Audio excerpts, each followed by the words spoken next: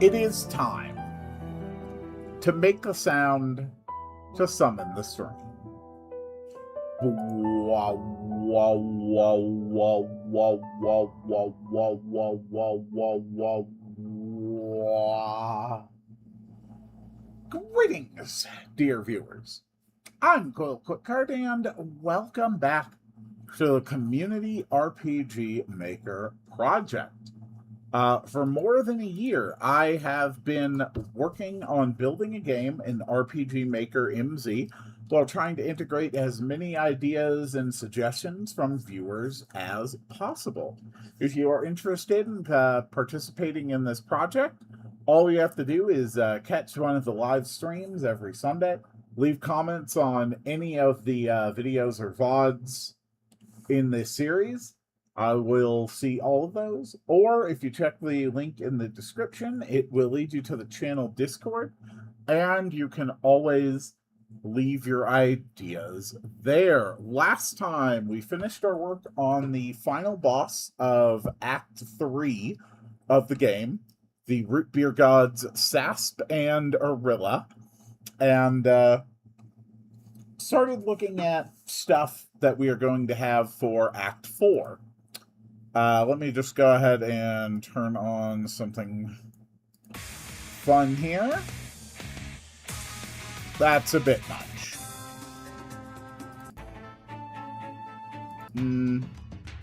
Nah.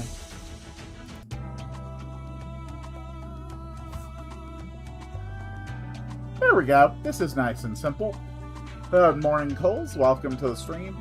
Why is the HH Greg mascot called HH and not Greg? I have no idea. Anyway, let's take a look at some of the stuff that we have on the agenda. First of all, in between streams, I did update the bestiary. It now covers everything up through the Sasp and Arilla fight.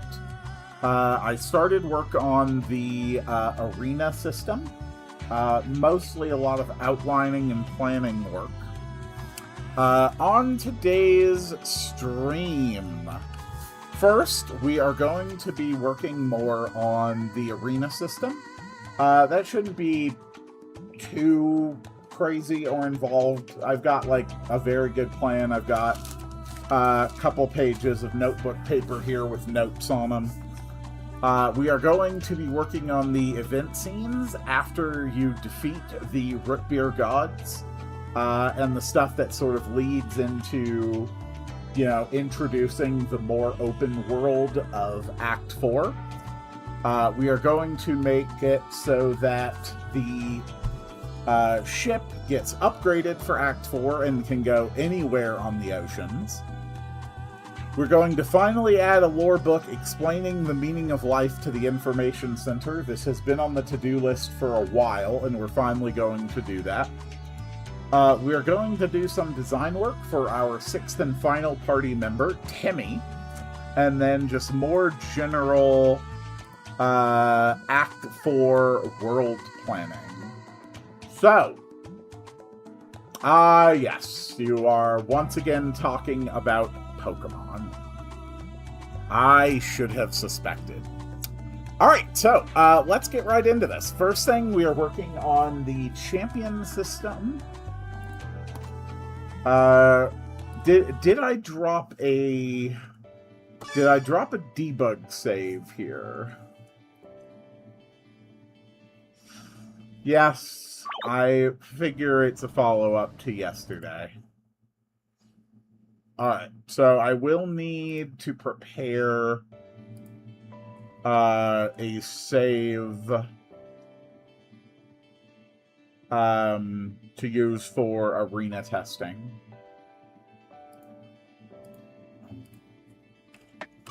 So let's get that prepped real quick. First, we'll just teleport there in general. With our debug code 236 will immediately teleport me out of here. Cool.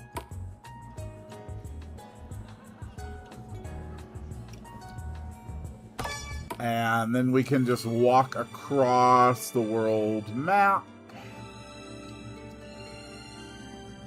Head on over to the Catfolk Village.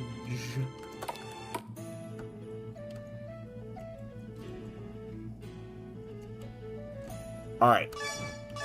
And then we're just going to drop a debug save here.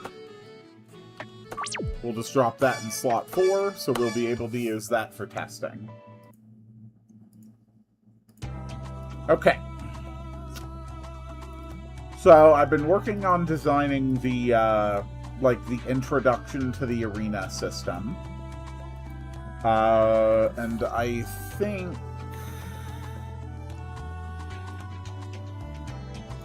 I basically have it done there. So the arena is going to have 2 systems. It's going to have the champion battle, where you will fight against 4 Catfolk warriors. And basically they're all going to do different things. But it's going to determine randomly which champions you go up against, and you can't really visually differentiate them. So it's a fight where you have to pay attention, and where it can consistently catch you off guard. And the second is the Dream Gauntlet, and that is the boss rush mode. So we do have an arena map for the real arena as well as the Dream Arena. So that should be fine. Let's make sure that I have positioned the sprites properly. Right, I need the right switches to test this. Gods are dead. Okay, yes. Let's take a look at this. Okay. So I actually need to move the NPC a little bit further over for that. The spectators in the Dream Arena will watch and jump in excitement. Just a cute little thing I added. We'll just stack them up on the middle.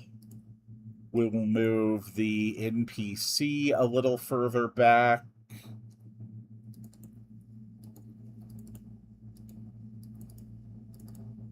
And the Arena Master will be here. He also jumps.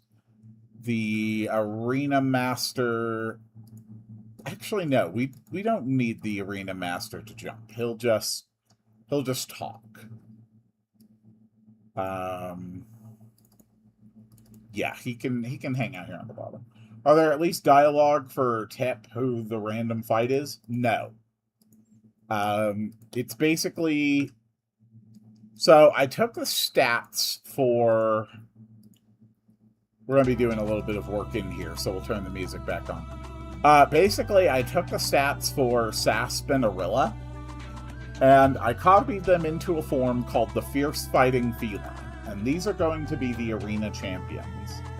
Then I made a little bit of a modification to them, so they have a hit rate of 95, evasion and crit of 5%. I gave them 50% resistance against all debuffs. So debuffs are either going to work or not. There's no debuffs that they're completely immune to. It's just a matter of luck if it's going to hit or not. And then each of the... Here we go. Each of the Fierce Fighting Felines is going to have 3 abilities. So they have one that is most common. They have one that is less common. And then they have one that is the least common. But they are all evenly rated. There are no conditions separating when they are used or not used. You just don't know which move they're going to use. And then there's going to be multiple versions of Fierce Fighting Feline, and they're all going to be built the same way, and they are all going to look exactly the same. So this one, for instance, will do random attacks. He is also likely to do body slams. And he is least likely to do like an AoE physical move, like an earthquake or something. I know I've got something that'll work for that. Probably.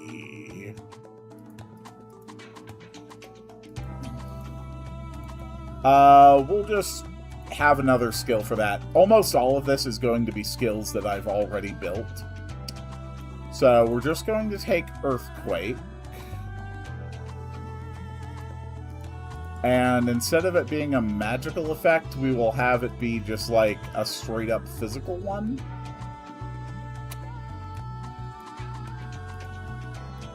So we'll just take this.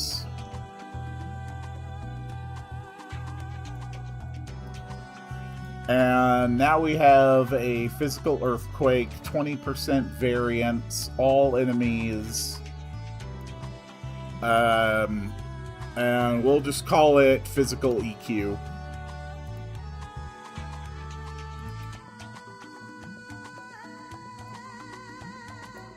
So physical EQ is the other thing that this fighting feline can do. And then we have another one. So this one can attack. He can also do some kind of attack with a debuff.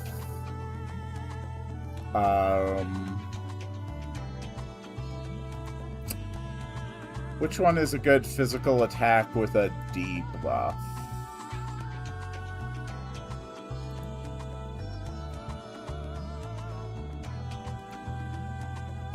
Where's my Mortal Claw? Yeah, there's Mortal Claw. And then the least common thing that he will do is Shield Other.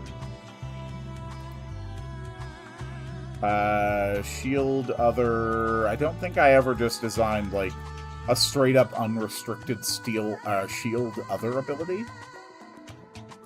So we'll just take the Self-Shield... And now it can target an ally. And so has activated a shield. There we go. And then we'll have another one.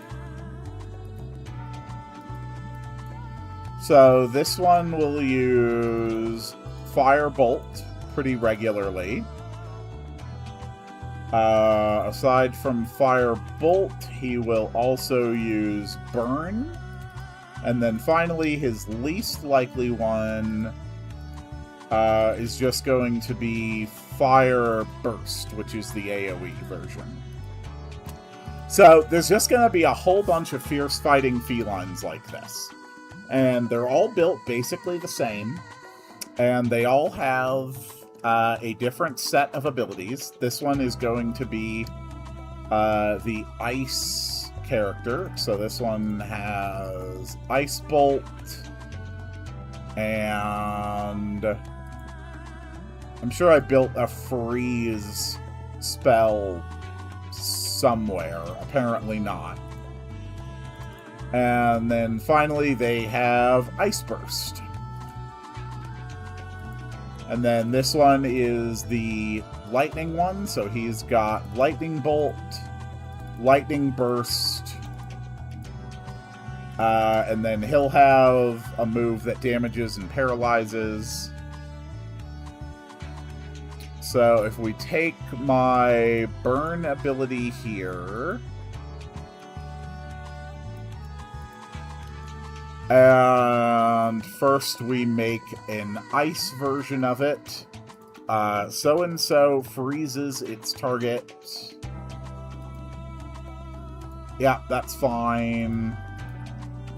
That's fine.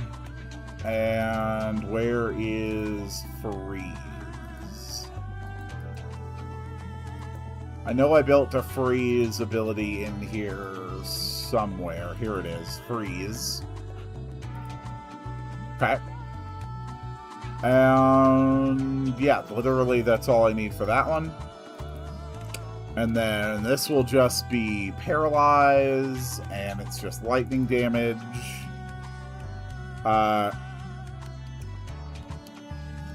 Electrocutes its target. And we just put a little lightning in here. And we have this one add the paralysis effect. There we go. So now we've got the lightning spellcasting feline, we've got the freeze spellcasting feline, we have the fire spellcasting feline. And then I do have like 2 more designs ready to go right now. Integrating more designs is actually very simple as we keep going through this. This one is just going to do mind control regularly. Its least common move is going to be the telepathic whispers ability. Okay. And then it's also going to have a dispel effect. So I want to take the Solar Scour, and we're actually going to have it do a little bit of damage. Not like a lot. And it will be light element. These moves do not need to have their powers adjusted in rain. So we can just do that. The regular soda bolts are a little strong. Honestly, I just want to use like a weaker one. This is just going to be like a dispelling magic. So he does that. It adds the buff removal effect. So-and-so dispels with magical light.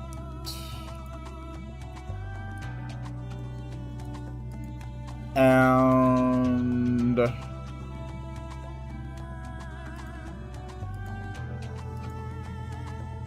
there we go. That looks like an interesting effect. And it has no MP cost associated with it, so that the monsters will actually use it appropriately. Okay. So this is going to be Dispel Blast.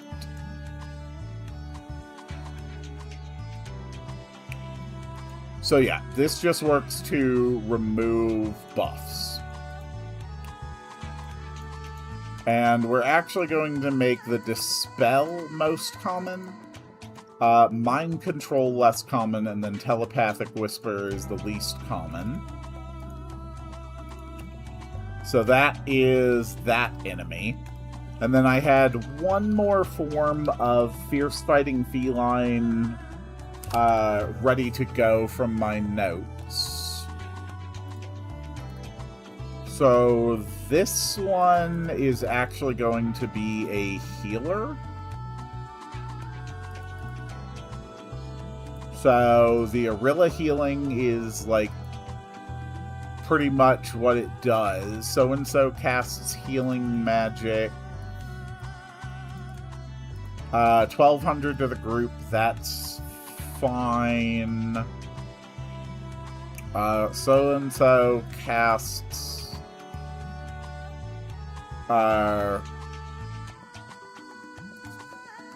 weak healing magic. So this will recover around half that, around 600. We'll just call it weak heal. This one, weak heal is most commonly cast. Actually, I think Weak Heal can just be the thing it's doing like every turn. And then I do want to give it like some kind of a buff. So yeah, we'll just call that 4. We'll take the soda buff, and we'll just have it in... honestly, this is fine. The text on soda buff is transferable, so... yeah, the final move that they do is just soda buff. So this one has a weak heal, a stronger AoE heal, and then can enhance the power of its allies. So right off the bat, we have 1, 2, 3, 4, 5, 6, 7. We have 8 different versions of the Fierce Fighting Feline. You cannot visually differentiate any of them. So if we come here and we create our new troop, and this will be the Arena Champions. So the first thing that I want to do is arrange the party just like this. Perfect. All right. And then we're going to have arena blanks. And they are not going to have any visual whatsoever. But they will start out with a visual. But they don't do anything. They have no effects. I didn't set the XP or gold for any of those. That's fine. We're actually going to set this battle with the arena blanks.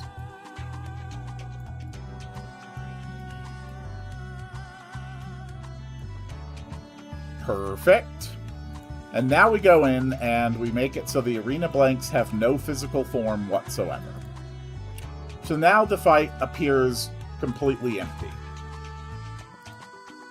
So now what we do is we have it so that when the battle starts... how many did I say we had? 1, 2, 3, 4, 5, 6, 7, 8. Okay. So at the very start of the battle, first it rolls a variable. The temp A gets set to a random value between 1 and 8. And then we have a bunch of conditionals here. If the temp is A, then Arena Blanks 1 turns into Fierce Fighting Feline. And then 2, 3, 4, 5, 6, 7, 8. We do this for all 8 of the different possible variations that I built right now. And I will probably add more variations to this just quietly in the background as the project continues.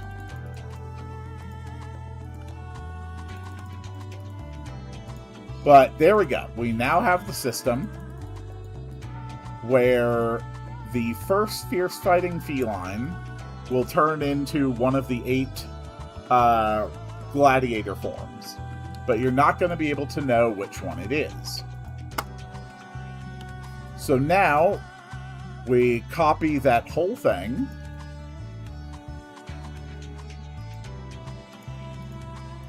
And we set these to number 2. And I'm actually going to delete all of this because I didn't actually get these set up properly. Because I didn't have the different forms of the Fierce Fighting Feline ready to go. That's 3. That is 4. That is 5. That is 6. That is 7.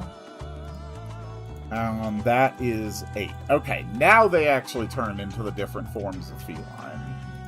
So we copy all this. We just paste it. And then for each one of the new ones, we just have it changed to set for the transform to happen to enemy number 2.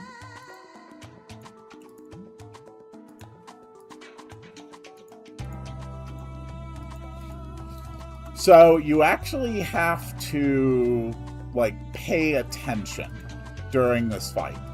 You have to be paying attention to what enemies are doing what, so that you can understand which ones are the biggest threats and prioritize those first. Cool. Alright. So that is for enemy number 2. Now we set all these to transform enemy number 3.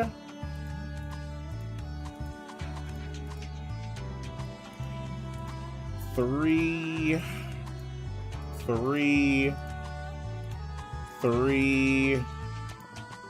This is going to be an extremely hard fight. Like, it is probable that at the start of Act 4, like at the very start of Act 4, this fight would probably kick your ass.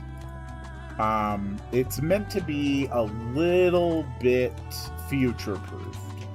I got a consumable idea. Please share. It's meant to be a little bit overtuned for the point where it becomes first accessible. So let's see if this works.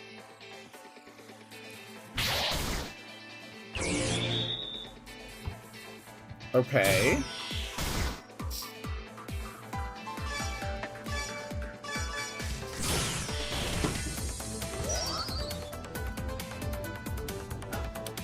So yeah, they're basically just going to be like a random group of gladiators every fight, which is kind of awesome, in my opinion. And it looks like it worked perfectly well. Okay.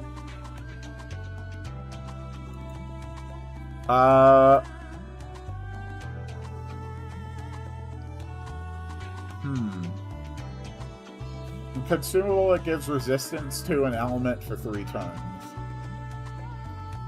And how well does the boss rush mode work? Haven't built it yet.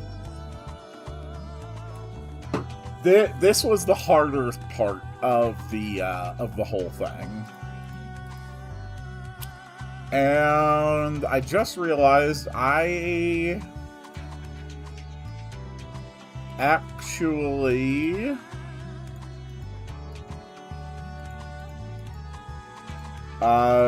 did not have this completely done. These have an auto win of level 120. Okay.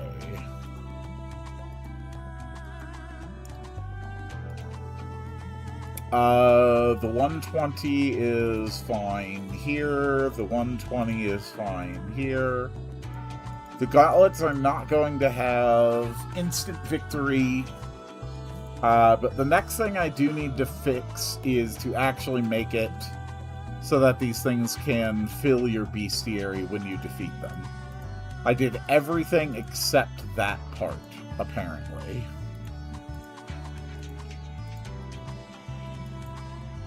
So if the obvious metal mimic, we look for the obvious metal mimic. If they don't have it, then we add the obvious metal mimic.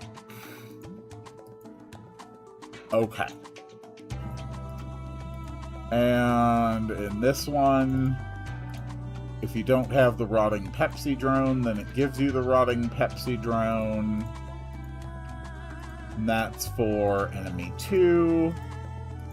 That's for enemy 3. That is for enemy 4. That is for enemy 5. That is for enemy 6. Okay. And here, if you don't have Haywire Probe, you get the Haywire Probe bestiary unlocked. Copy, paste, switch it to enemy 2. Gauntlet's actually going to be a little easy. So we take Bomb Bucket, Bomb Bucket. I mean, legitimately, since all the Gauntlet fights are guaranteed, yeah, I can just add, like, one bestiary unlock to all of them. That's fine. Enemy 3, copy that, so... Enemy 3, Rotting Pepsi Drone. Enemy 4, Rotting Pepsi Drone. Gauntlet 4 is another Haywire Probe, and that's enemy number 5. And then final Gauntlet is just for the Pepsi Golem. Okay. Copy this, copy that. And then for enemy 2. And then I also need the rain damage event added to each of these troops.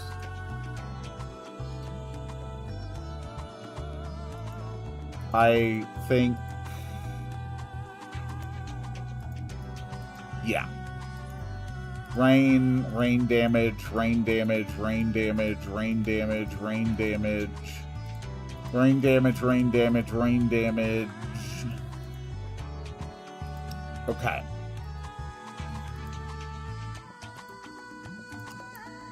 And copy.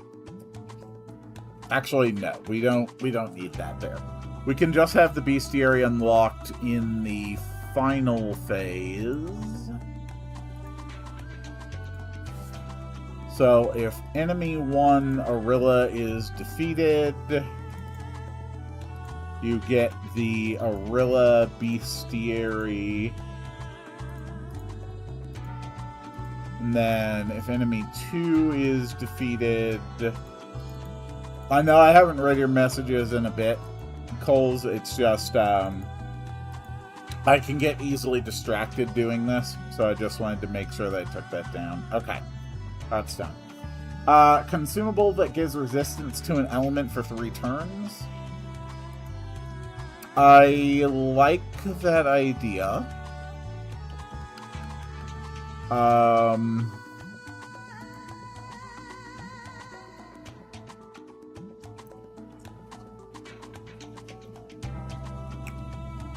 Do I not have something like that?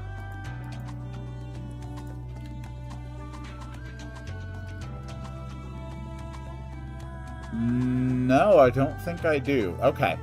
I'm going to add that to the crafting menu because that sounds fun. So, bottle cap ore, in my opinion, it's always a good game as something to do after you beat it. Probably, but I'm also definitely not designing like a heavy thing. I mean, we do already have a magic immunity potion that gets made with bottle cap ore 3 and the candied crystals. I think that kind of fills that niche, honestly.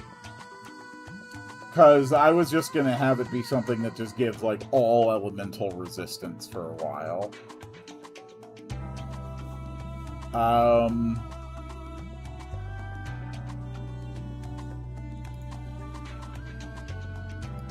Yeah, I do think that fills the niche. Okay. So, anyway, we're going to have an auto-run event. It could be for one specific element and have a higher resistance. The thing is, we really don't have enemies that are doing like a really specific resistance consistently enough where that's ever going to be, like, useful. Unless I do that for one of the specific Act 4 dungeons, which I could do.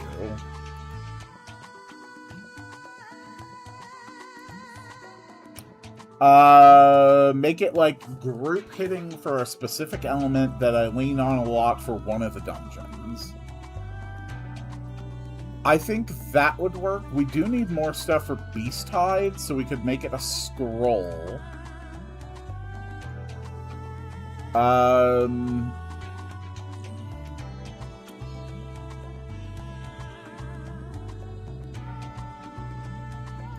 Necrid Heart. I think that works well. Scroll of Resistance. I think that is effective. So it's going to be some kind of Scroll of Resistance. We already have Jerky. It's consumable already. Okay, so back to this auto-running event. Once it loads the map, we wait a second. We have the Arena Master talk.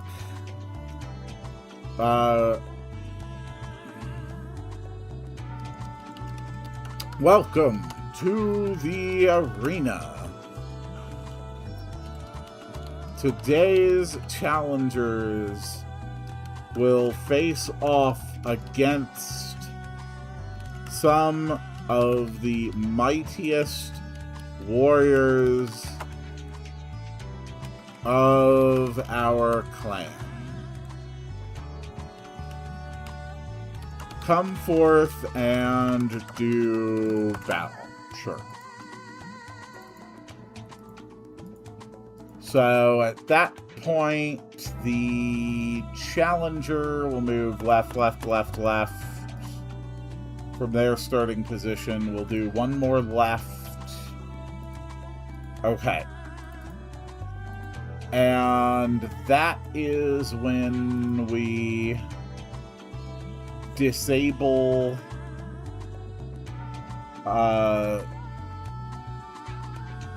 the steam bomb thing.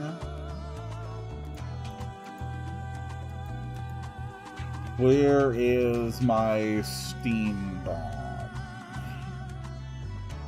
Steam bomb disable on. We trigger a battle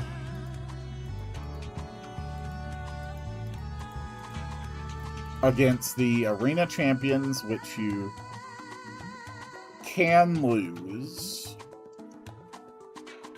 If you lose, the party gets fully healed.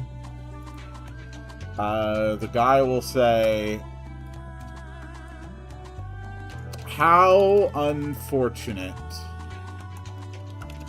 Our brave challengers simply did not have the power to overcome our warriors. Better luck next time." Okay. And then we can copy most of the transfer in. There we go. we'll just copy that for the arena. Better luck next time. So, music fades, fade out the screen, change the player followers to on, transfer back to the Catfolk village at 1915.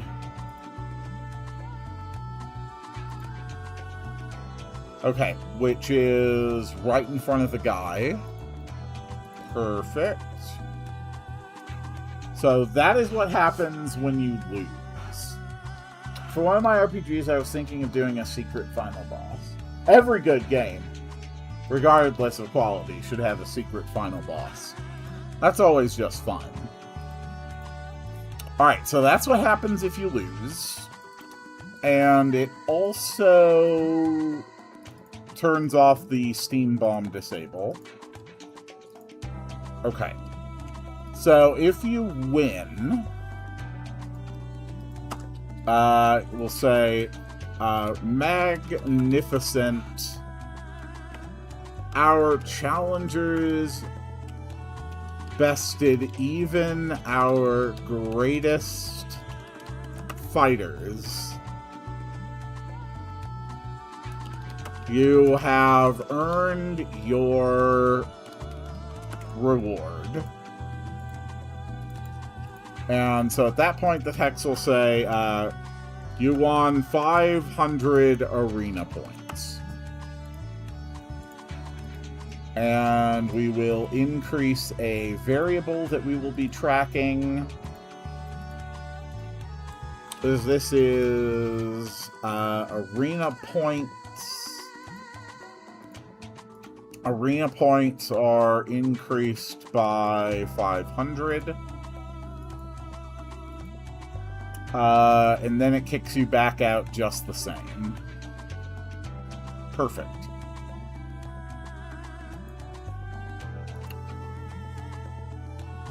And we are going to copy this event and put it in the Dream Arena, so we can use that as a starting point. The trade guy. Okay, the NPC shop.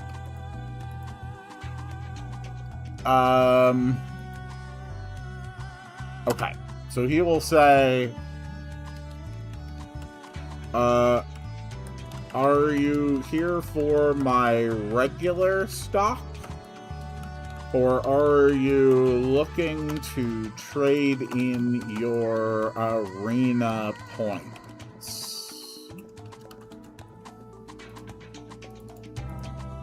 And then we have a choice. Shop. Arena point trade. And cancel. Cancel is choice 3. Normal shop does this. Arena point trade will say, you currently have, let's see, where is the variable counting thing? There it is. And this is variable number 132. Okay, you currently have 132 arena points. What would you like to exchange for? And we're just going to make a comment here to add rewards later. I will do that off stream. Let me actually put that into my in-between streams. Make the arena point rewards.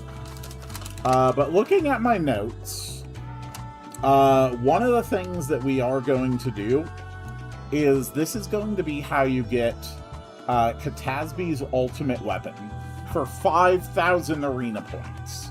So if you win 10 of those matches against the Cats, you can afford them. The Dream Arena will also award points, but it'll be a bit different.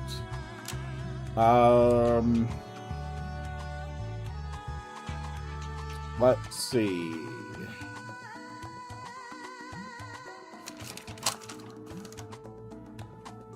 Just want to make sure I don't have any other notes here that are relevant.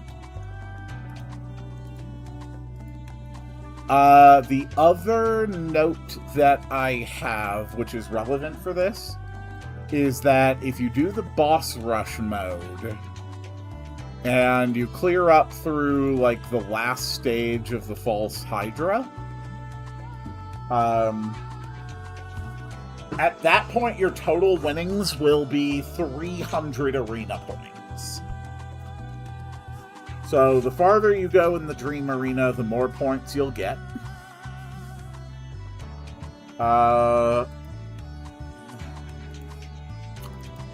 So Dream Arena is actually going to be a little bit different.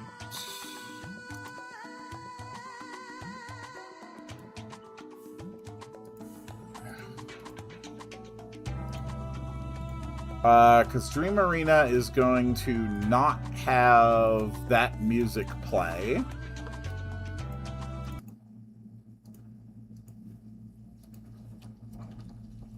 And we need like a starry void for this one. I'm sure I have a starry void here somewhere. Everybody needs a good starry void.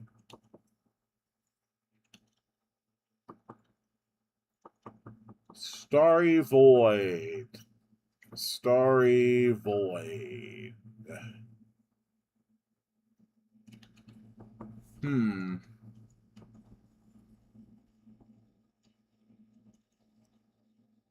It is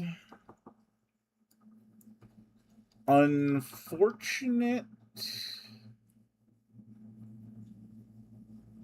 that this seems to be the best we can do for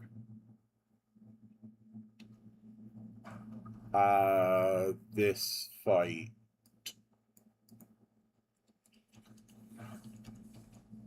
Okay, fine. Yes, space.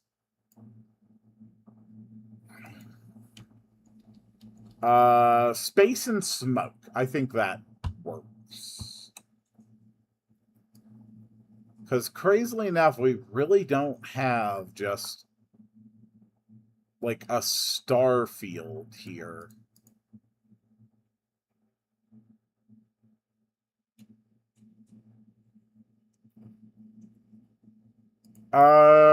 Yeah, dark space is fine. It's also going to have a creepy background sound.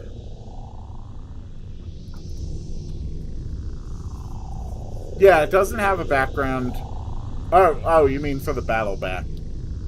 Yeah, I just think that if we have none... Oh. No, space just covers everything. Yeah, that's better. Okay. So, Dream Arena. So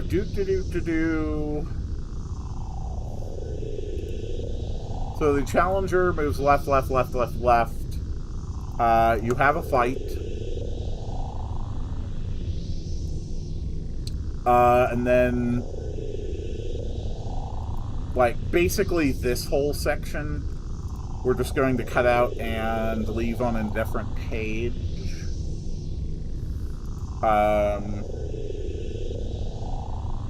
Okay, we don't do that.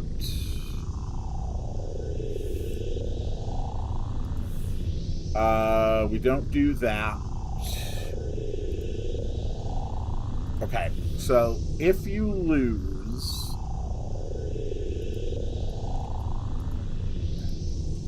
then it sends you out. You fade out, you wake up, and then you're done. Okay. And the first battle is against the forest boss, which you can lose. If you win, then the challenger is relocated here. And yeah, you earn some arena points. You really don't get a lot for this first victory. It takes a while before you start getting like a good amount of arena points doing it this way.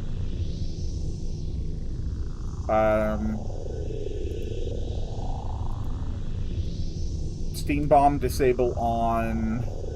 We actually want that before the first fight.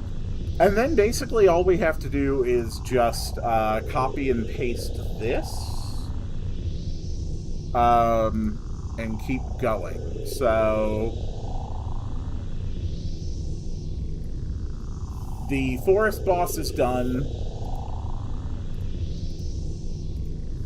Then we take this entire event, we copy it, and we have it be for the worm boss. Oh, hold on. First, the challenger has to walk back.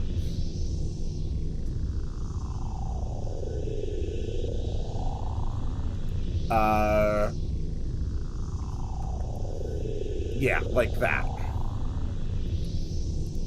And for this one, you'll win, like, let's say, 10 arena points.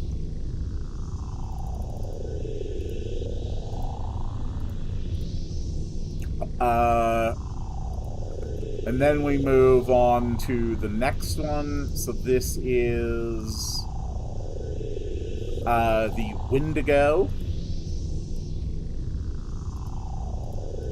And we'll just say it's 15 arena points for that.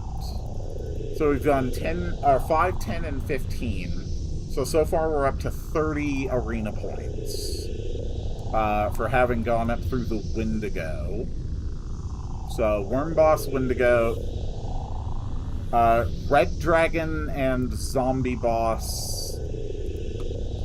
I'm not going to design the whole thing right now. But I have shown, like, the general shape of it. Make the arena point rewards. Finish adding boss rush bosses. That's another thing I'll do in between this and the next stream. Let's take a look. Okay. Right.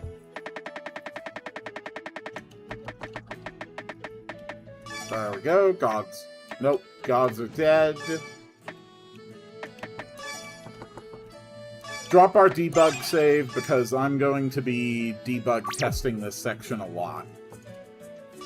So you sell arena points. Or you trade from arena points. The arena explanation, no should do nothing. It does. Arena explanation. We offer 2 types of challenges here at the arena. In champion battles, you will fight against 4 of our tribe's greatest warriors. You will never know exactly what kind of skills they will use against you. In Dream Gauntlets, you will face off against a sequence of the most powerful foes from your own memories. Winning battles will earn you arena points that can be exchanged for some valuable items with the trader over there. You cannot die in the arena, so don't worry, a loss will simply return you right here. Okay. Let's try the Dream Gauntlet.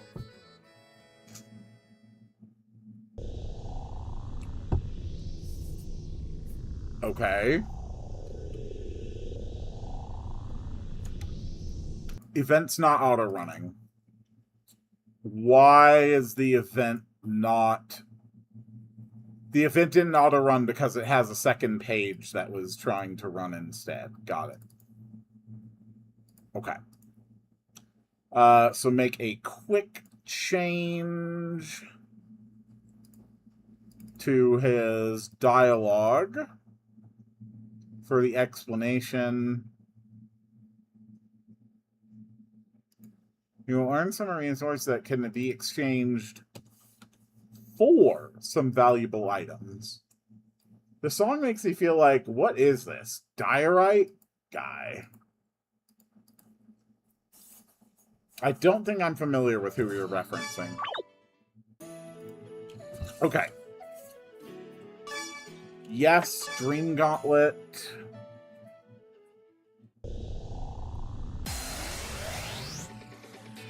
That didn't quite go like I wanted.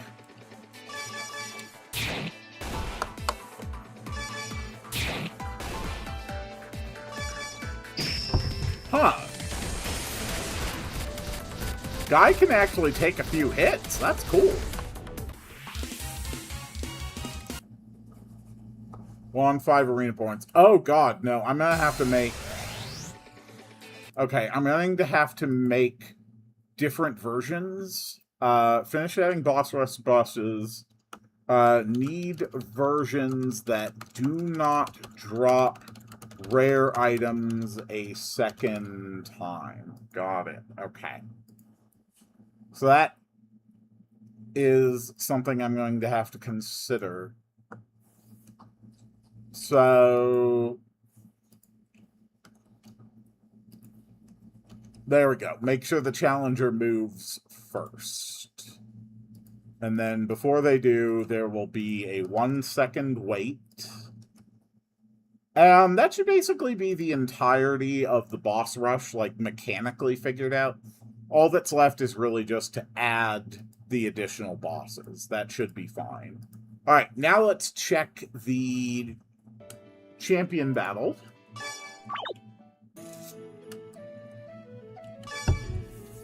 Champion battle.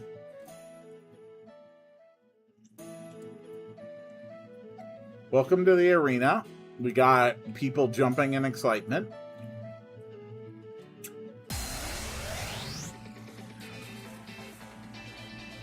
And here are our fighters. I am actually going to try my absolute best to beat these guys. So, Malter... Let's actually go straight to a heavy metal bash. I don't know which one of you is the most dangerous yet.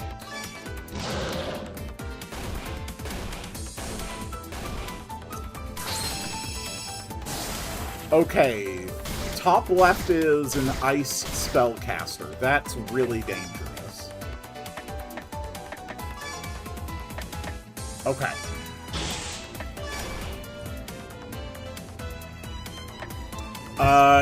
Humanoid should take extra damage from. I missed. Okay, bottom left. Oh god, we got 2 of the spellcasters. I really don't think I win this fight. But the entire purpose of this is to test the lose condition. So not losing is fine, or not winning is fine.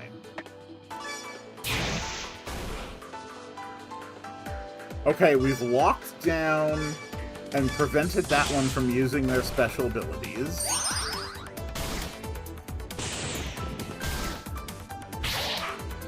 Malter is unfortunately mind-controlled and just killed Elena.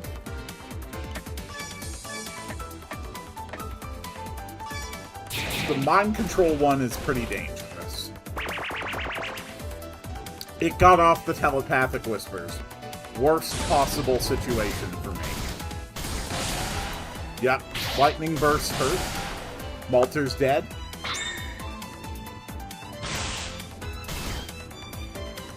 This is what I wanted to see from this arena.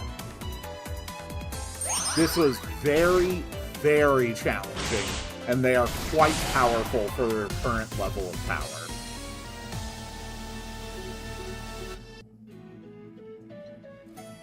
Okay, and then we leave. Perfect. Okay. So just a little bit extra here before we move on to our other proper stuff for the day. First off, I want to move the place where we show up in the Dream Arena to be 1 more over. Oh, wait, no, I can't, because that puts the NPC in visual range. No, that's fine.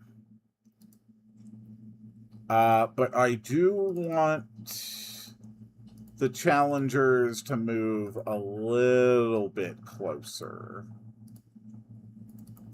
So just a slight adjustment to the arena movement.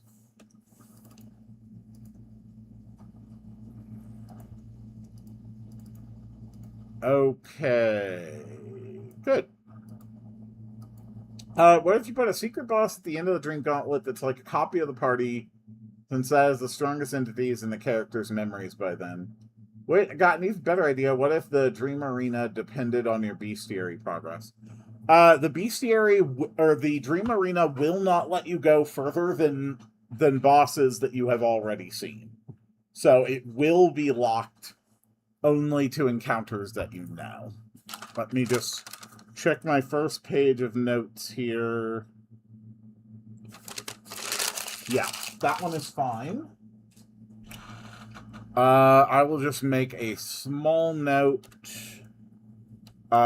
Beating Hydra final phase should have awarded a total of around 300 AP. Alright, perfect. So that takes care of the Arena Champions design, the Arena system choices, the first things on my agenda for today's stream. The next thing I'm going to do is, I think I'm just going to knock this out immediately and do the lore book explaining the meaning of life.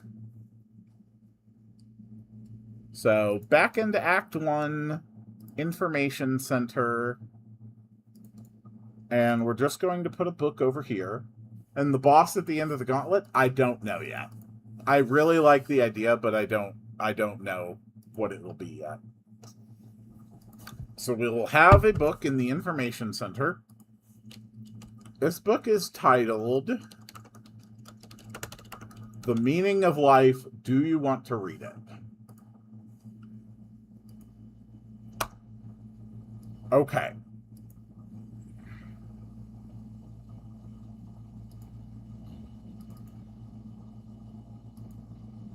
Wait, is that legitimately all it says about Glarf? Oh my god, that's terrible. Is a small fishing village nestled between the forest and the lake west of Spiretown.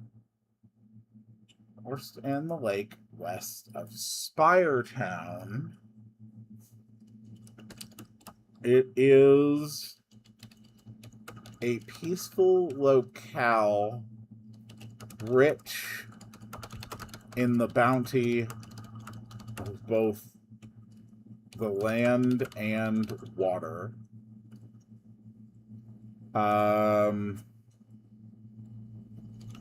It has been growing lately as people move to avoid the stresses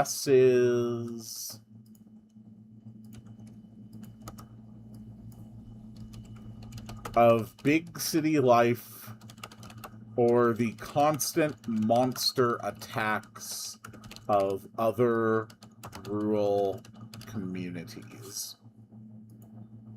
There. No, this book's going to contain the actual meaning of life.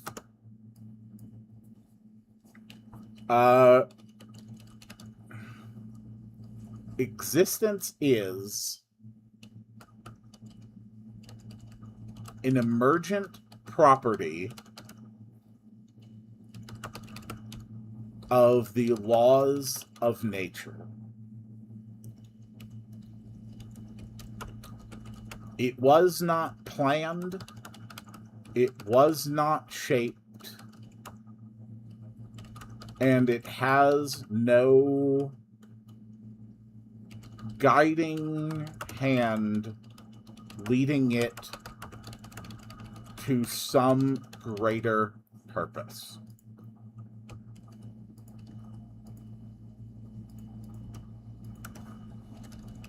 However, that is not to say that it is without meaning or importance.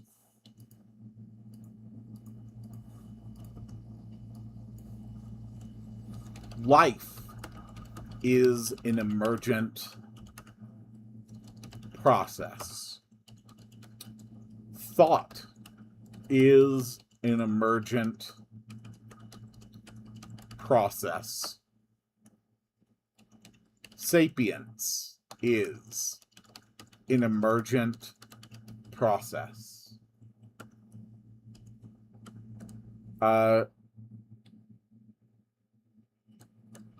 Awareness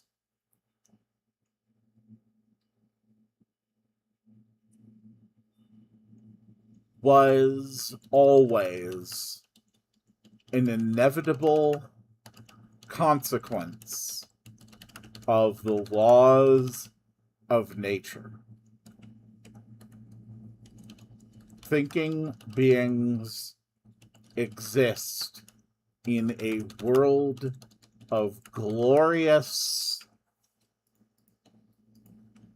and incalculable complexity.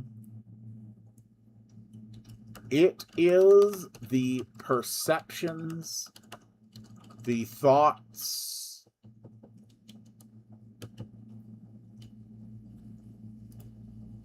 and the feelings of living beings that imprints value onto all of creation.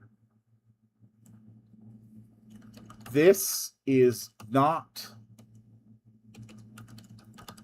a grand illusion or some kind of manipulation or lie.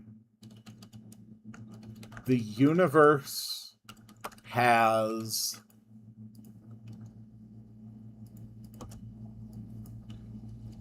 endless beauty, wonder, and importance because we exist to be a part of it and to ascribe it that value.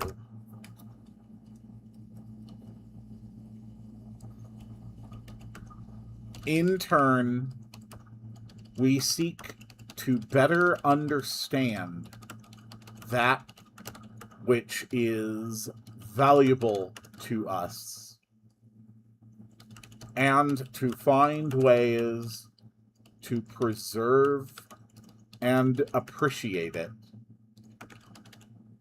so that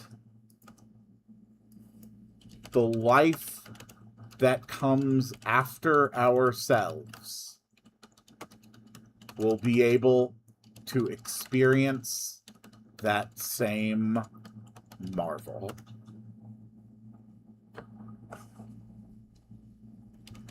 The meaning of life is very simple.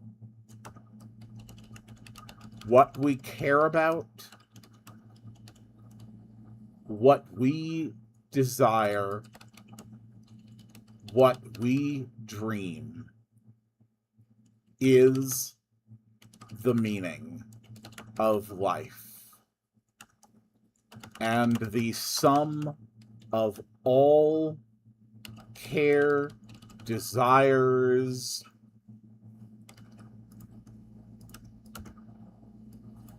and dreams is a vast infinity that dwarfs even creation itself. It is precious, and it is precious, and that must never be forgotten or minimized. We all matter. There we go. That is the book on the meaning of life. And then the last page simply says 42. There. We have now added a book explaining the meaning of life as I understand it. The universe is chaotic and random and has no guiding hand nor plan to it. We are an emergent property, an inevitable consequence of the shape of reality and the laws that define it.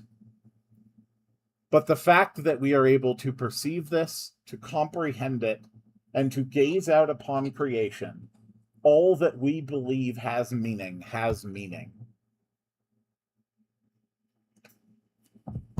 All right, cool. Next thing I want to work on real quick. How the hell did I make the boats work? I don't remember how I made these boats work. Okay. This is how I made the boats work. I had it change the tile set. Oh, that's fucking brilliant. I had it so that you could go over the waters. Oh, that's brilliant. I did that so that you wouldn't have to change the map. So all I have to do is make deep water passable. We call this Boat Over World 2. And then we just have all of the embarkation points adjusted.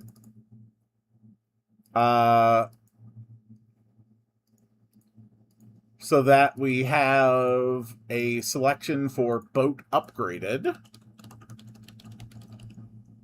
And then that should allow you to easily traverse over the deep ocean. And it should just be that simple. It should just be that fix for every embarkation point. Okay.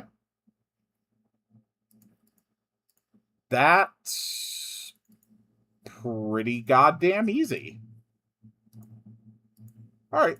We just got to copy-paste this to a few more points, and then I can test it.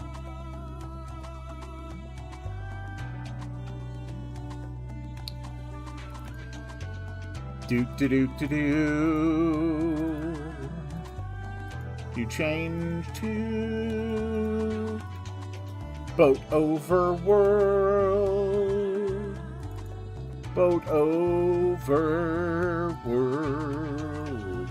Boat Over World. Boat Over World. Boat Over World 2 is how you get onto the ships. It is awesome. I'm super smart. Yes, I am.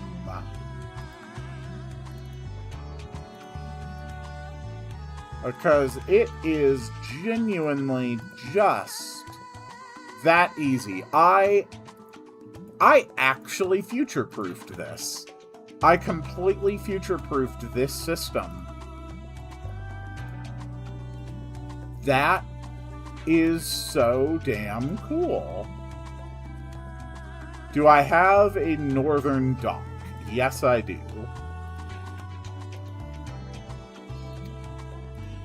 Okay. So then we just have to make sure that the interior areas also do this as well. So we had one dock here. And then we had one dock here. Okay. And with that, I believe I now have upgraded boats. That was very simple. Okay, let's test it.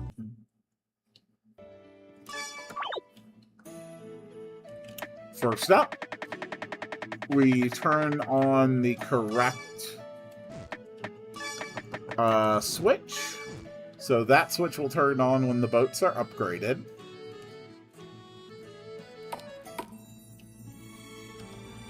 And then...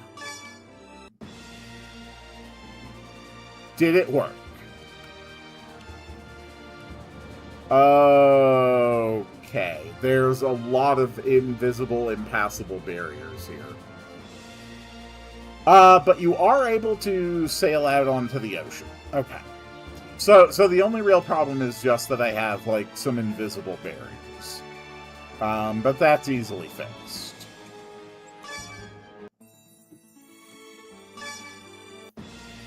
But this does mean that I can finally go out and actually look at Dragon Island, which I designed some time ago, and which I've always wanted to see on the map proper.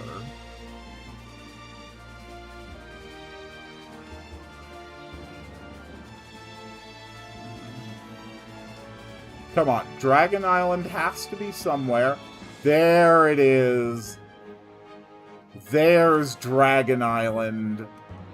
The place where dragons originated from in my headcanon lore. Okay, that is perfect. That is absolutely and completely perfect. So, one thing I did notice is that we had a lot of invisible blocked tiles over here. So, presumptively things that have been covered with this impassable invisible block. So, I need to replace them all with this invisible block.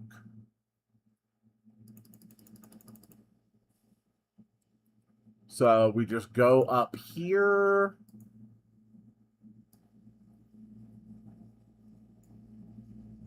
And we just stretch these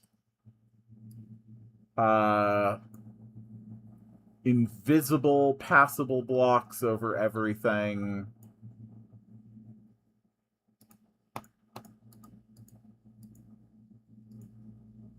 Okay.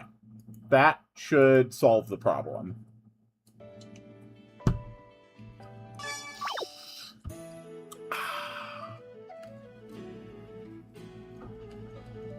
You may notice that my new mouse cursor changes colors a lot.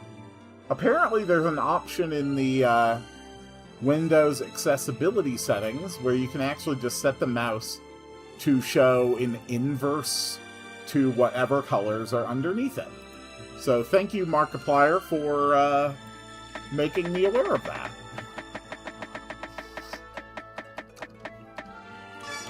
Alright, boat upgraded, yes. So this should be traversable now without a barrier.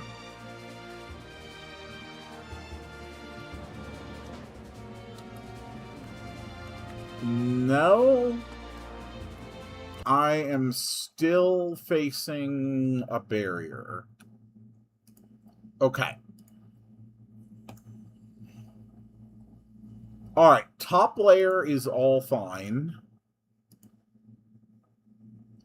That layer is all fine. There it is. Okay. This is the layer where we need to make the fixes. Okay, that's all fine. That's all fine. That's all fine. So really the only places we're having trouble is right along this barrier. So we just go to my passable invisible barrier.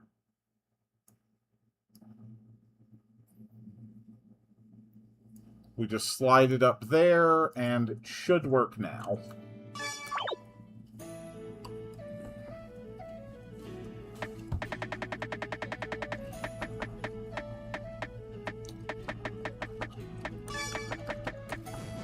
Okay, that is fine.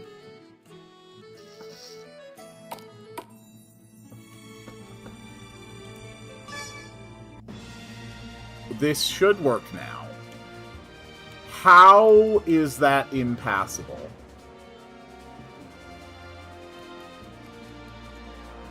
Legitimately, how is that impassable?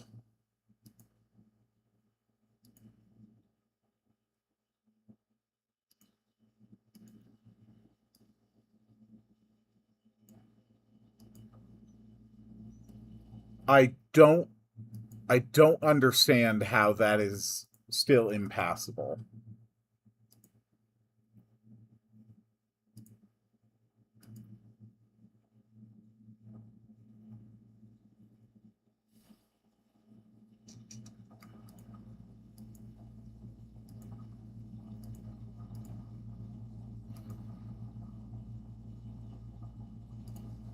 Okay, what the actual hell is going on over here?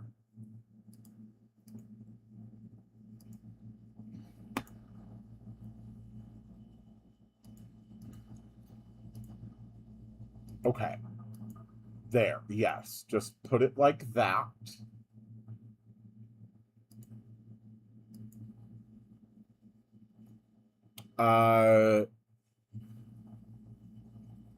No, that's not it.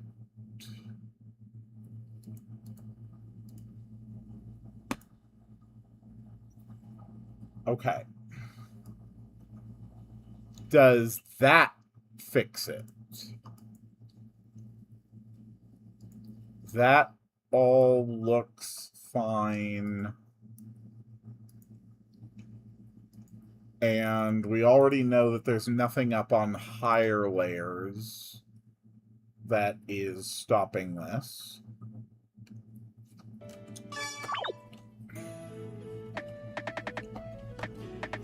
I truly don't understand how I'm getting stuck here.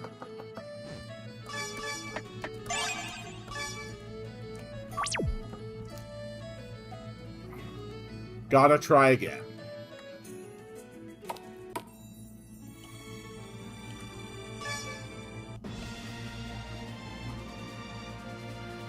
There we go. All right, we fixed it. Okay. So when you upgrade the boat, you have easy access to the deep ocean. Perfect. So if we check this, make the upgrade ship able to go anywhere on the ocean. Yes. And that only leaves one last activity for today's stream. Basically making the scenes after you defeat the root beer gods. And for simplicity's sake, I am also going to copy this map here. Because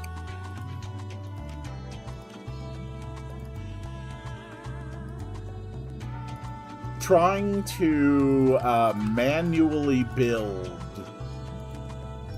another event inside the office when it is already so freaking just like busy and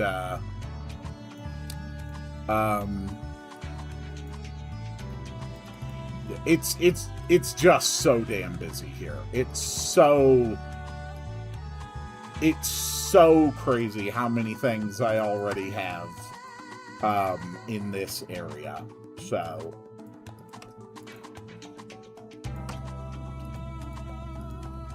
this is going to be where we have a meeting at the end of this. This is Pepsi Land, second floor. The in-editor name for it is going to be Post Gods Debrief. Okay. We have the ominous bottle. We've got Thatcher. We've got Malter. We've got Elena. We're going to put Ryu in the front. We're just going to have the party be invisible for the entire scene.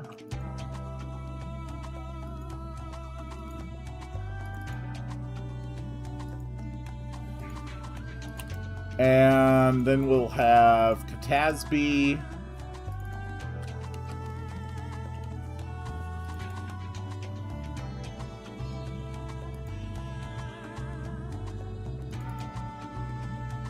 There we go.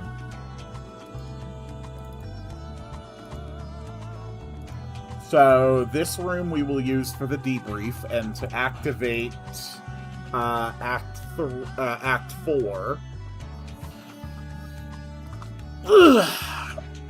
Which means that in the meantime, we're going to be here with the Root Beer Gods. What happens if you go back down to the rift after you beat the Root Beer Gods? Honestly, I think the easiest thing to do there is to just put a Pepsi drone here.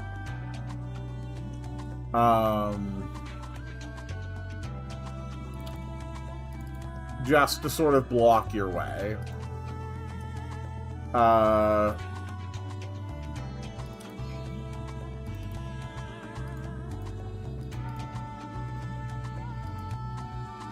Alright, yeah, we'll just have a guy, and he'll just say, I am sorry, but the Rift extraction engine is being repaired. There we go. Alright. So if the gods are dead, there's just a guy here who doesn't let you go into the Rift extraction room. That way we don't have to worry about making post-gods versions of that available. We will have another version of the magic cats that can appear here. So we had Saori. So this one is going to be Sora, Gods Are Dead, MV, Nature. There we go. Alright. So once the gods are dead, you'll have some dialogue. Sora will come up, reconcile with his brother. They'll disappear. It will skip you out here. You'll have a meeting. The guy will upgrade your boat, tell Malter to go keep working on fixing the Pepsi portation grid. Look for any more signs of the Coke bottles. And then it will just kick you back to the same room, but with the meeting over. And then you're just free to leave and explore. Act 4 will be active. The arena will turn on. Nice. Okay. So I'm going to take a quick run to the restroom, and then we will continue.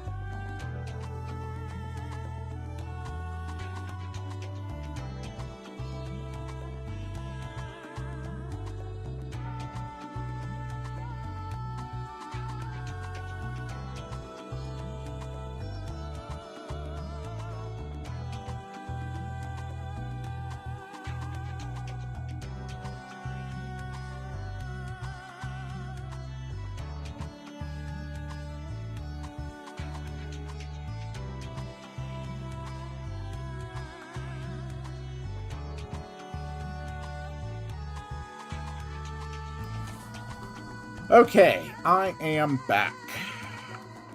So we've got a fair amount of stuff that we need to do.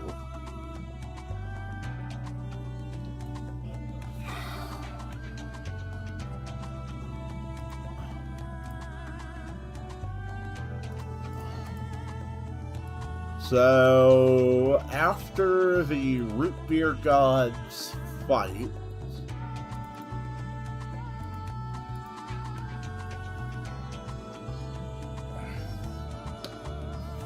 do I want to have it like Saori was actually working with them, you know, had actually kind of gone crazy? Or should I just have it be that it was like, I don't know, mind control? Since we kind of established that, you know, Arilla,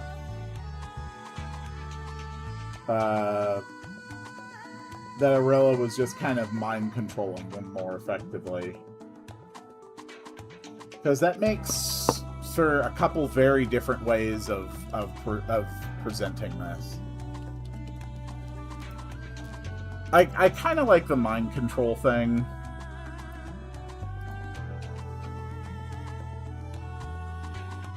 So Saori is going to turn up, wait 15 frames, turn left, wait 10 frames, turn right, wait 10 frames, turn down, wait 10 frames, do a little jump. Before they do that, we'll do a balloon icon over Saori. Starting with the question mark, they do all this.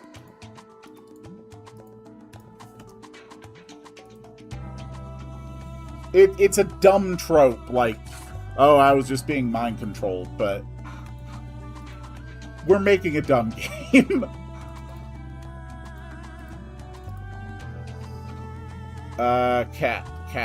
Cats.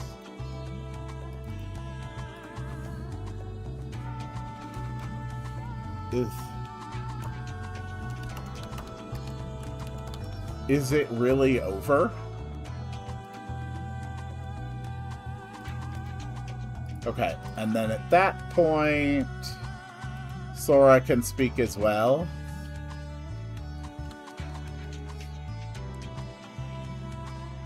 Quill, do you know Crazy Bus? I've heard of it, but I don't know much more than to simply having heard of it. The player turns down. Sora, who starts here, moves 1, 2, 3, 4, 5, 6. Sora moves up 1, 2, 3, 4, 5, 6 spaces. Where are the players standing when we fight?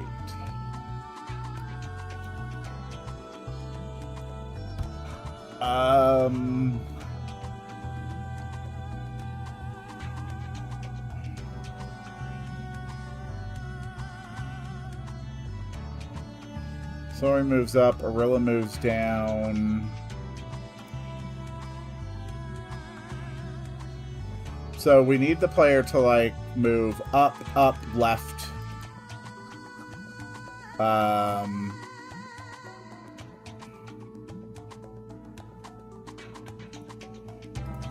Okay.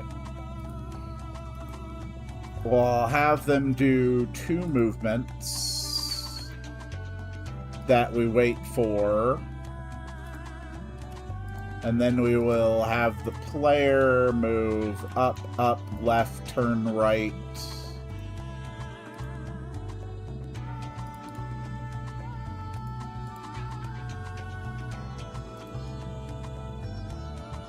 And the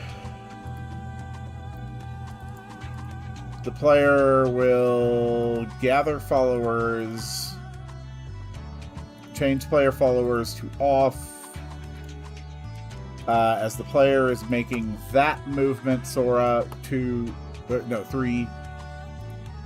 4, 5, 6 movements up, which we do wait for. So if I have this all positioned right, Sora should be here, the player should be here. Saori can move 2 down.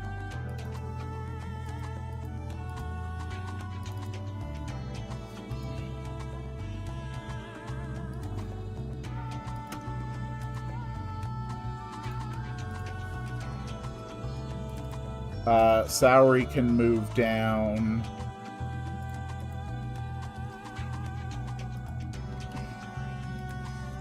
Saori can have the sweat.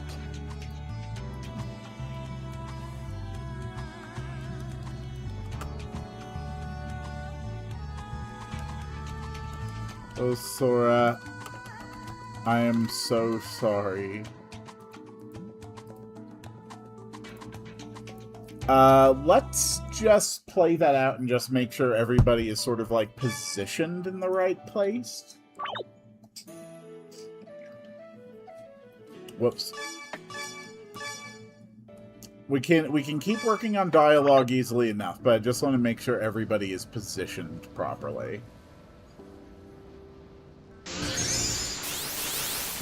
Yeah. Let's speed this up a little.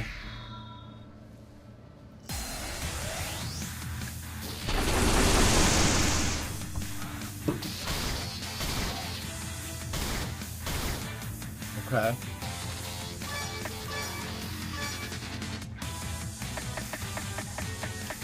Three, two, one, debug code.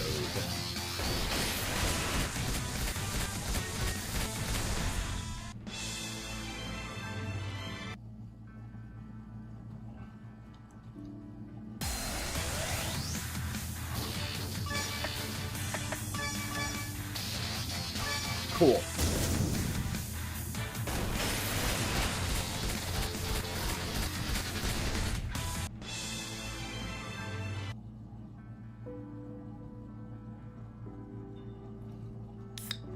Okay, so they both have their coat.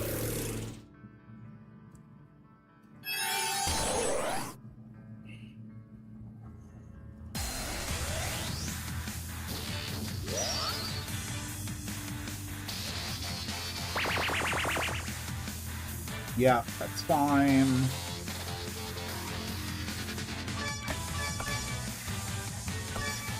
And so, boss fight over.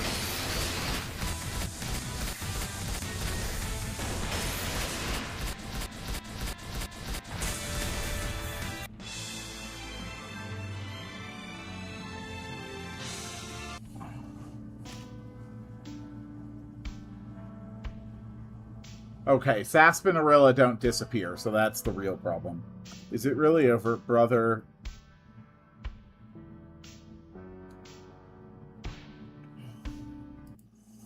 Okay, so there's a lot wrong with this so far.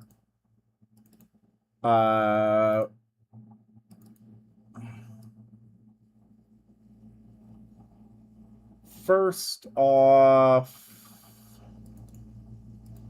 immediately following the fight, we turn on the switch for Gods Are Dead. And we'll distract that by having a little flash on the screen for 5 frames.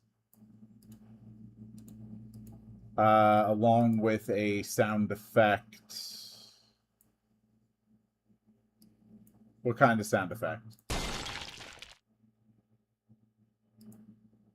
That's kind of cool. Okay. So we have the sound effect. Sasp and Arilla have no appearance when they are dead.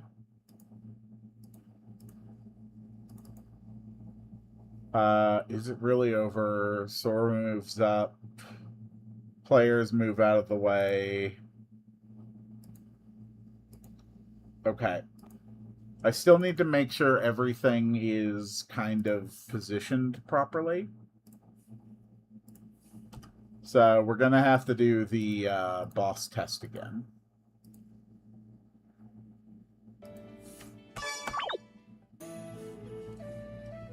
These big end of game things, they definitely take some troubleshooting and doing to make them work.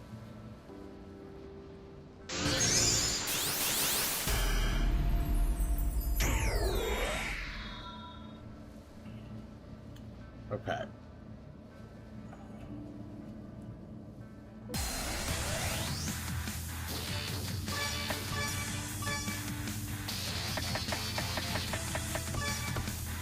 All right, let's try this again.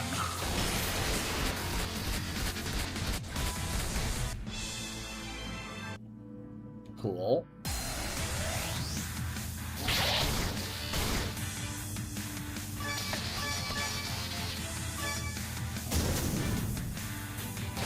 Cool.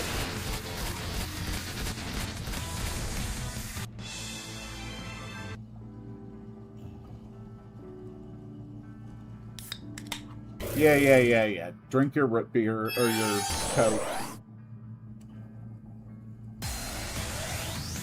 Okay. And we're able to get a quick kill off.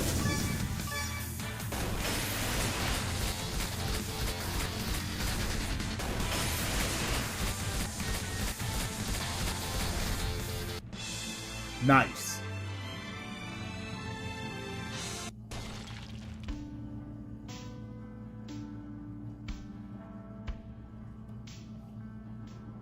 Okay, so we move out of the way.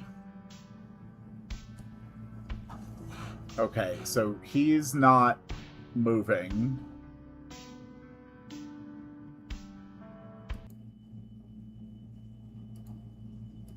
Okay, so first off, you need a through command.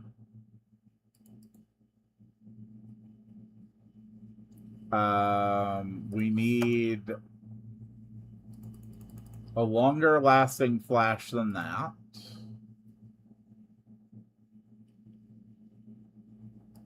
So we gather followers, change followers off. We look down. Sora moves up.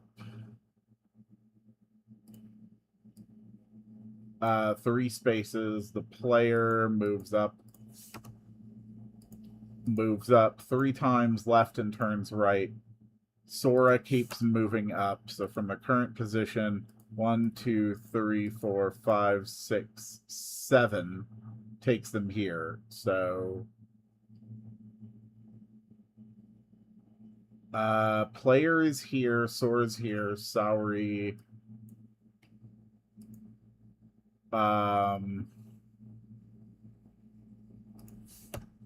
Can move the 2 spaces down.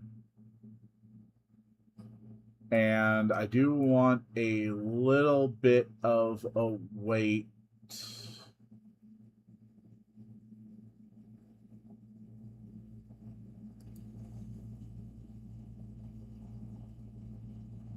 Okay. I think if we just reposition these 2 things, swap which one we are waiting on, and then add a little bit of a wait after, I think that will be fine.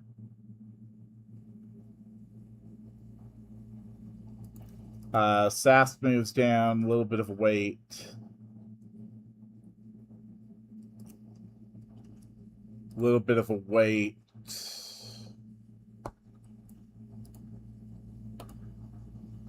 Okay, I think now everybody is positioned properly. And once again, I loaded the wrong test save. Alright, let's try this again.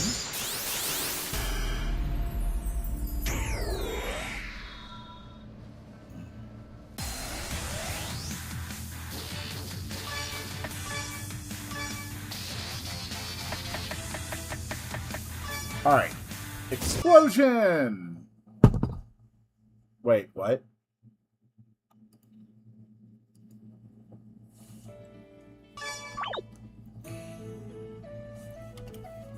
Okay, I hit an unexpected bug there.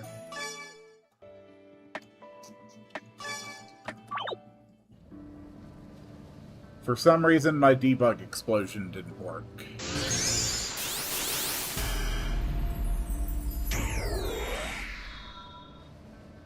Okay.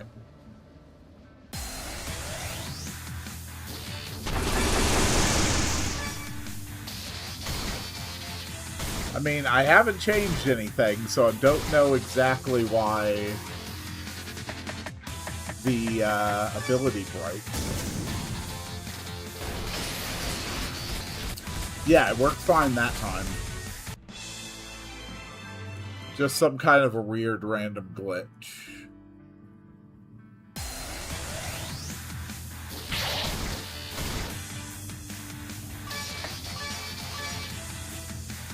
And Sask is dead.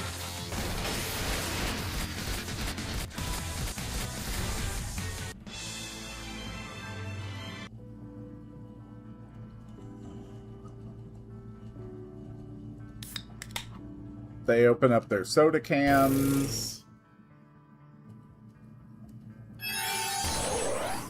Malter gives us something from his secret stash.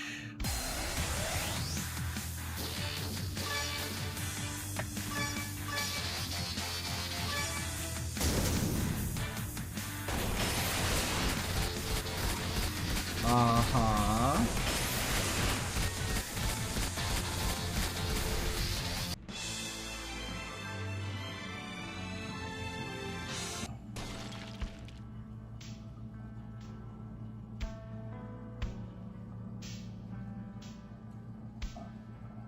Alright, so he starts moving. We move up there.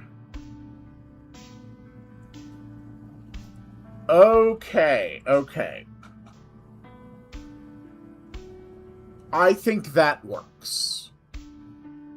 I think this works fine. I think the player can move an extra spot to the left.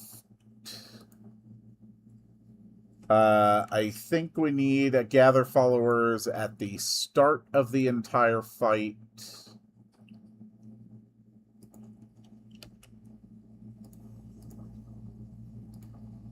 Okay. So now we can actually work on adding more of the dialogue. I am so sorry.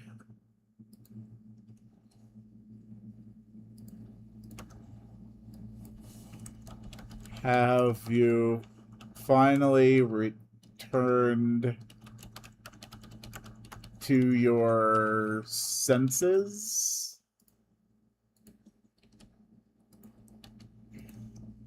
Cat will say, I think so.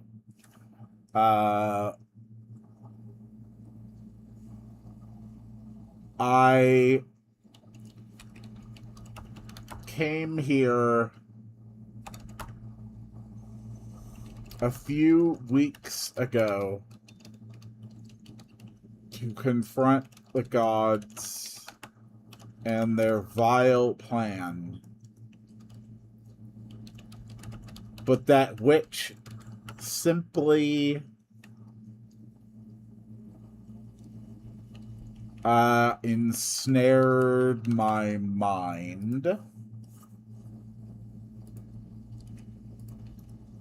Sora will say, I had hoped that was the case, but I could not have risked being wrong.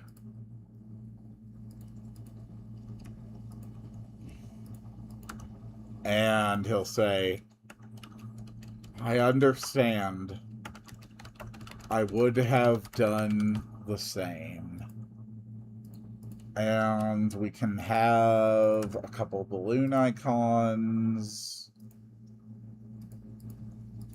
One for each of them.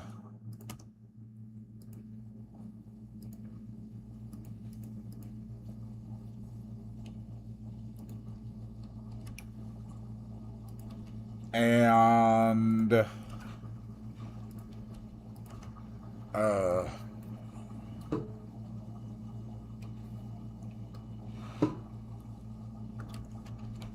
what do we do now?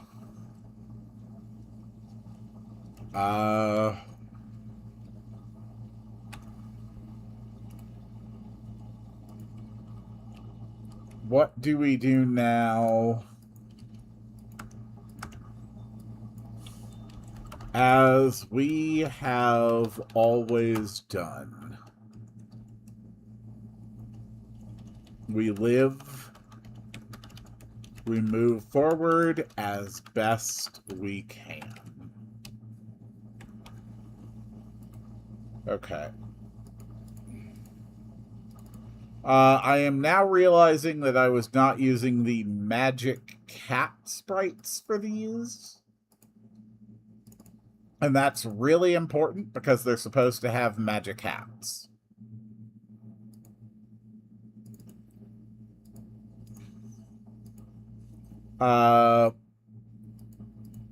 Did I make that same problem before? No, I did not. Good. As we've always done, we live, we move forward as best we can.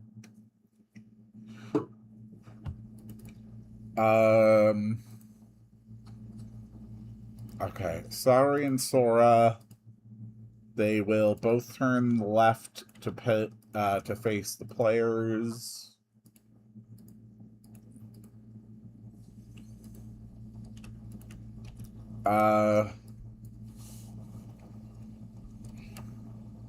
We owe you a debt we can never repay.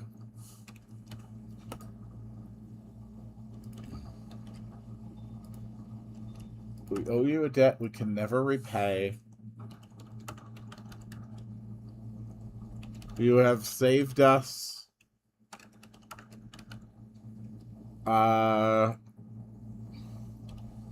You've saved us. We'll say, you have saved us. We owe you a debt we can never repay.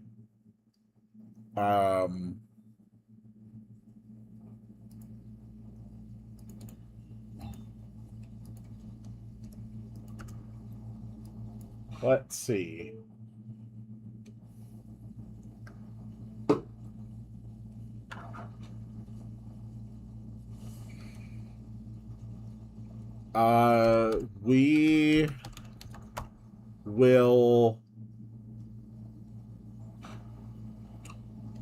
We will head to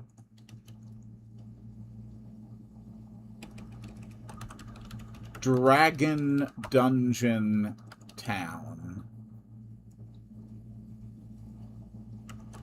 There to start new lives.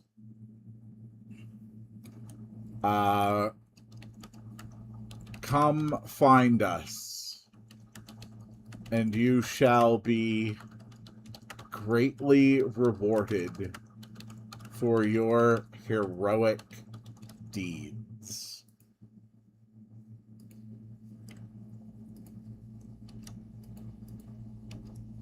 Okay. How do I want to do this? Move forward as best we can. Just like we always used to talk about.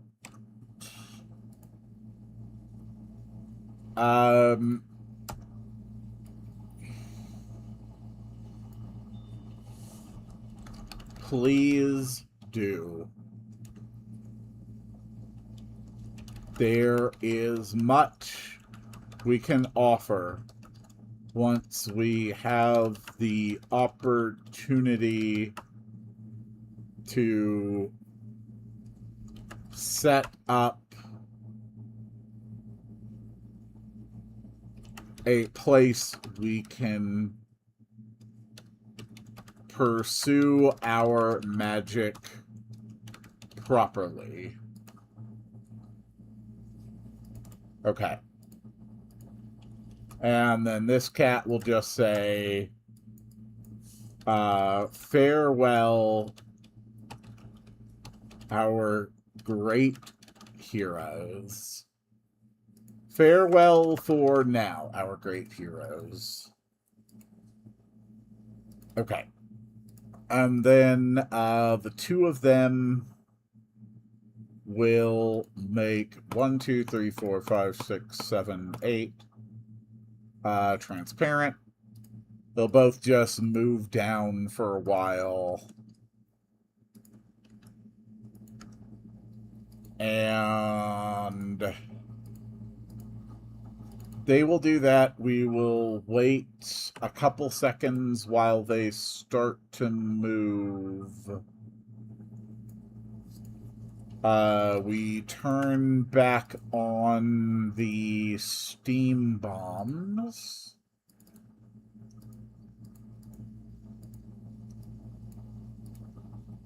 And put the music back on.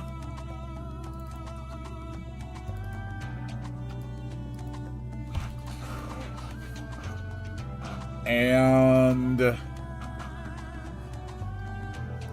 Malter will say something. He'll be like, did you see those bottles? They, the root beer gods drank during the battle?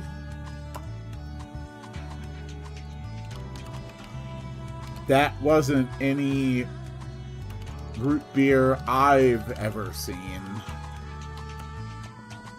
It looked more like that horrid Coke stuff that's been causing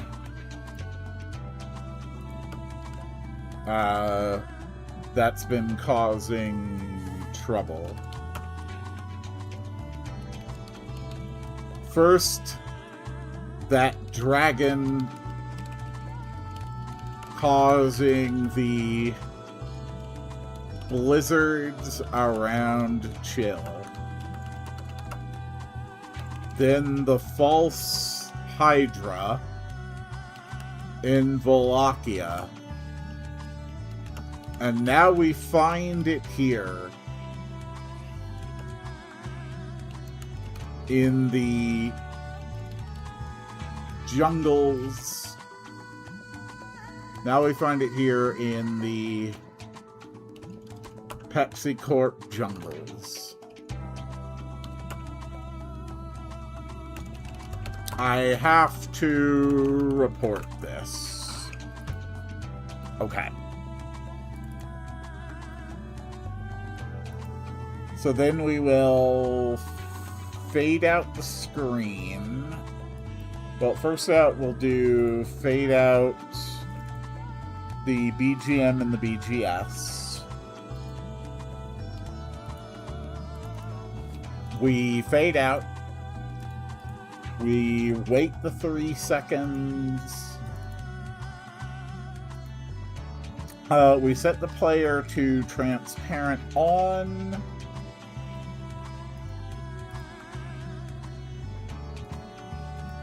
Transparent on and through on.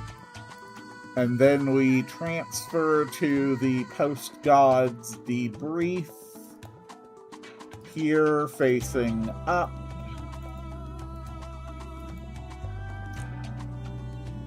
Okay. And then we fade in. Okay. So we got that stuff with the cats out of the way pretty quick. Now we are back here for another meeting with the Pepsi dudes. So we'll add a nice auto run here. So at the end of the scene, we know that what we want to do is fade out, wait about 2 seconds,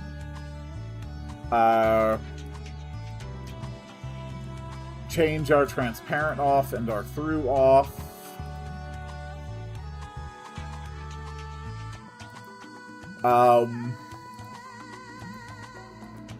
I think I made an event for this. Add party order. We do the add party order command. We'll say Thatcher has rejoined the party. We change player followers on. We transfer the players to Pepsi Land here facing down. We gather followers and then we fade in. Okay.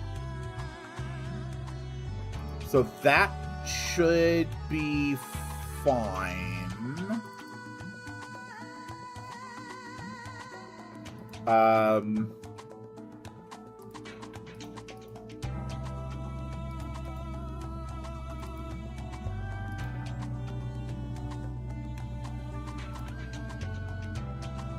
Honestly, this is probably fine. Okay. Another thing that happens at the end of this scene is that we upgrade the boat. Thatcher has rejoined the party. Your boat has been upgraded. You can now sail across deep water and reach new places. Okay, that's fine.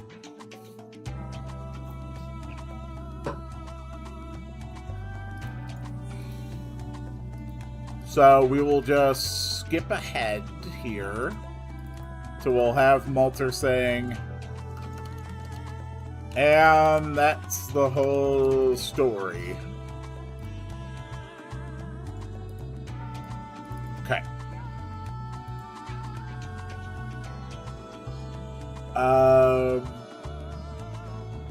So this is Eye Patch Guy, this is Hat Guy.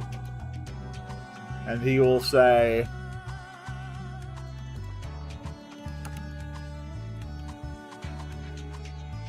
you caused how much damage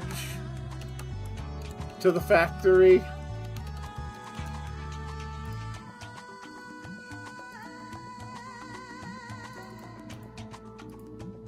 And Thatcher will say,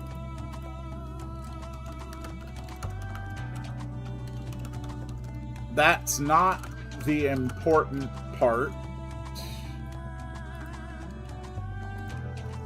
And Eye Patch Guy will say, I believe our shareholders would disagree.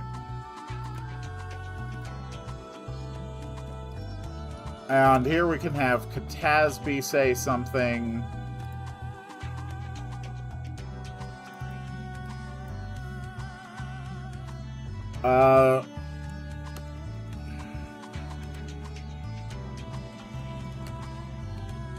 Damn it, just listen.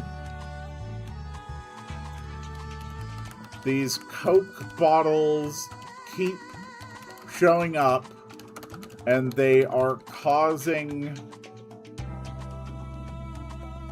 they're causing disasters wherever they appear.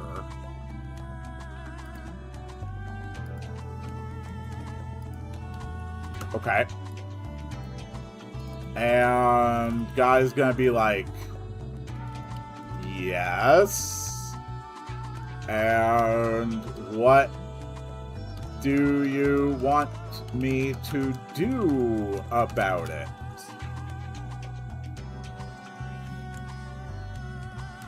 I don't know where they are coming from.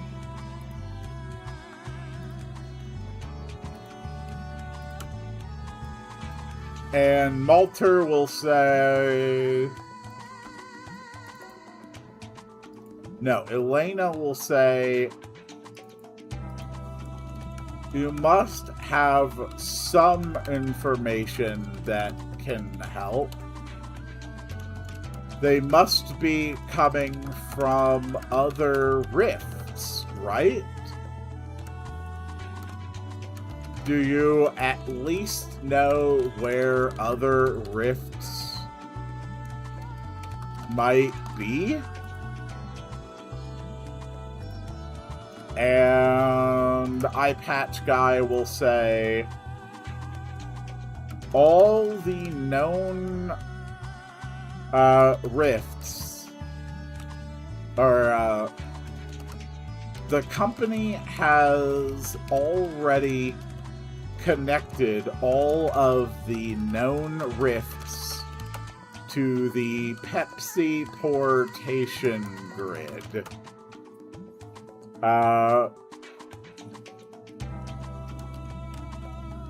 If you haven't found anything unusual at the rifts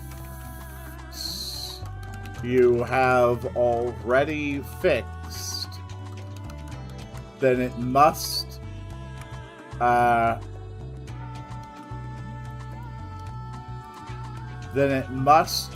be an issue with one of the others.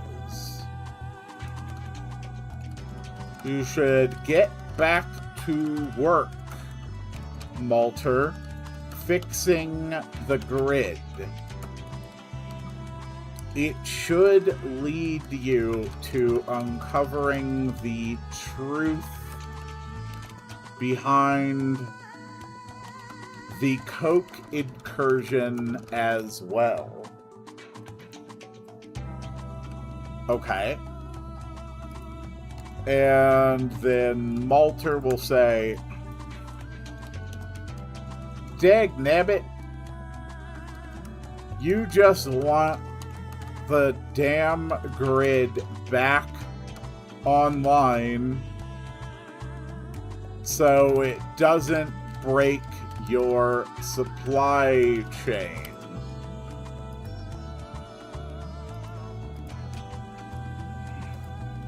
And after he says that, Ryu can have a balloon icon since he doesn't actually talk. And it'll be an anger. Alright, and the boss will say, global catastrophe isn't good for our bottom line either.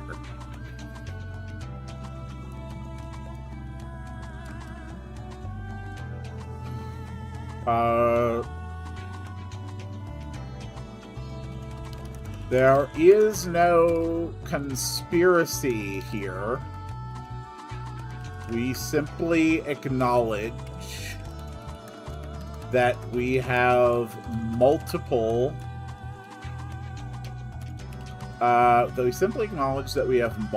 priorities, but they are not mutually exclusive. We'll just say exclusive. We simply acknowledge that we have multiple priorities, but they are not exclusive. Okay.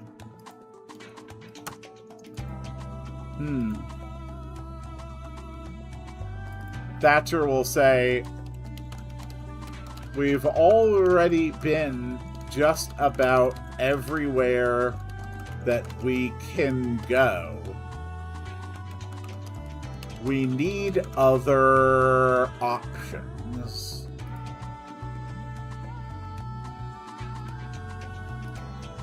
And the boss will say, you have a ship, don't you? I will have our engineers refit it so that it may carry you safely across even the deepest seas. That should help your investigations.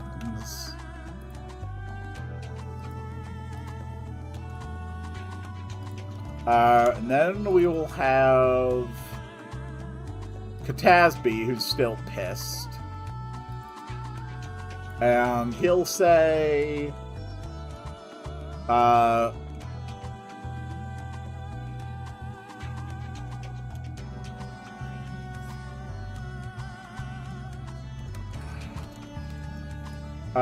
is that all? We need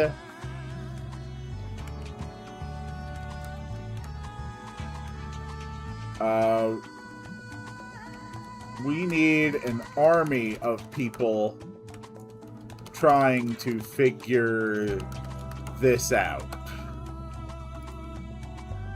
Okay, and then we will have Eye Patch Guy say, and, of course, you will all be very thoroughly compensated when this is all over.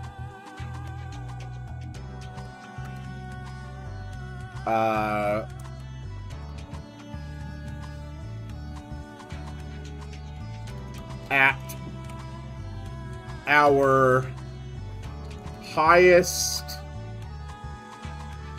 hourly contractor rate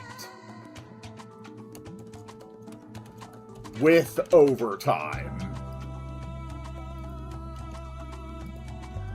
Okay. And then Ryu will be excited for that. And Katazu will be like, ooh, that is a lot of drug money. That is a lot of potential drug money.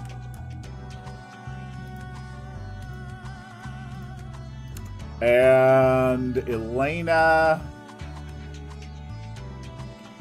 will be like, those funds could help rebuild Wallachia.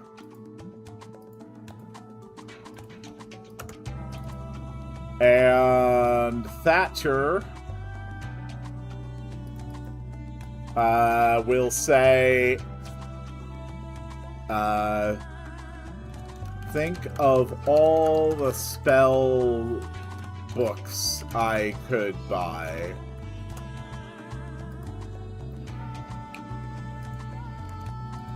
Okay. And then Malter will just be like, then it's decided, I guess. We make for the ocean and the lands beyond. Okay. And then the boss will say something encouraging and leave you go on your way. We wish you the best of luck. Talk to people in the towns. Talk to people in the new towns you find, they may be able to point you in the right direction. Okay. So then the boat is upgraded. We fade out the screen. We move the player. All right. That might just be everything that we needed to do. But now I do need to test the whole scene more thoroughly.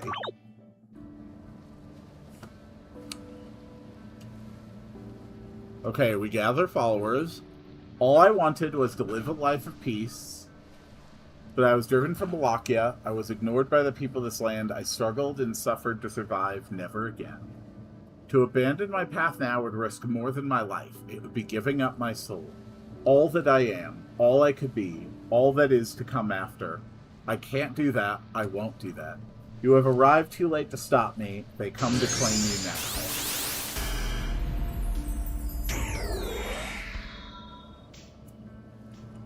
Another offering, little one?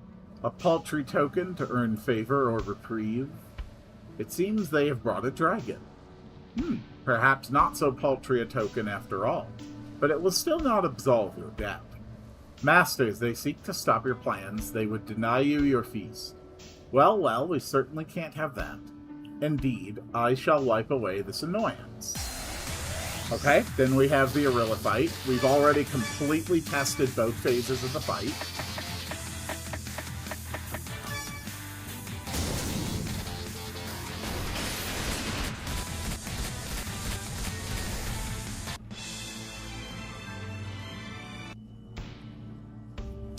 You are much stronger than you appear. Oh, do allow me to assess them. It has been so long since I was challenged. Okay, then we have the SAS fight.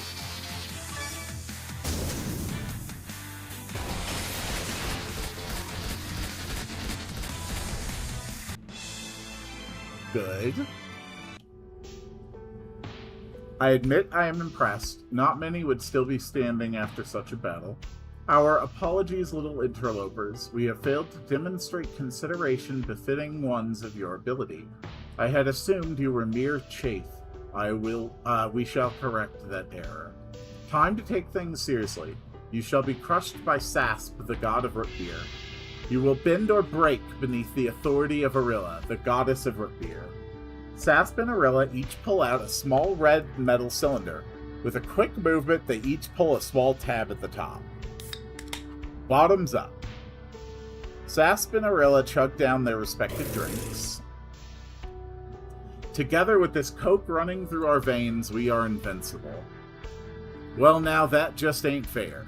If you're gonna juice up, then so are we. Malta shared some of his secret stash with the party. You are fully healed. So, move the animation for heal to after the dialogue box. That's our first corrective note. Now then, shall we continue?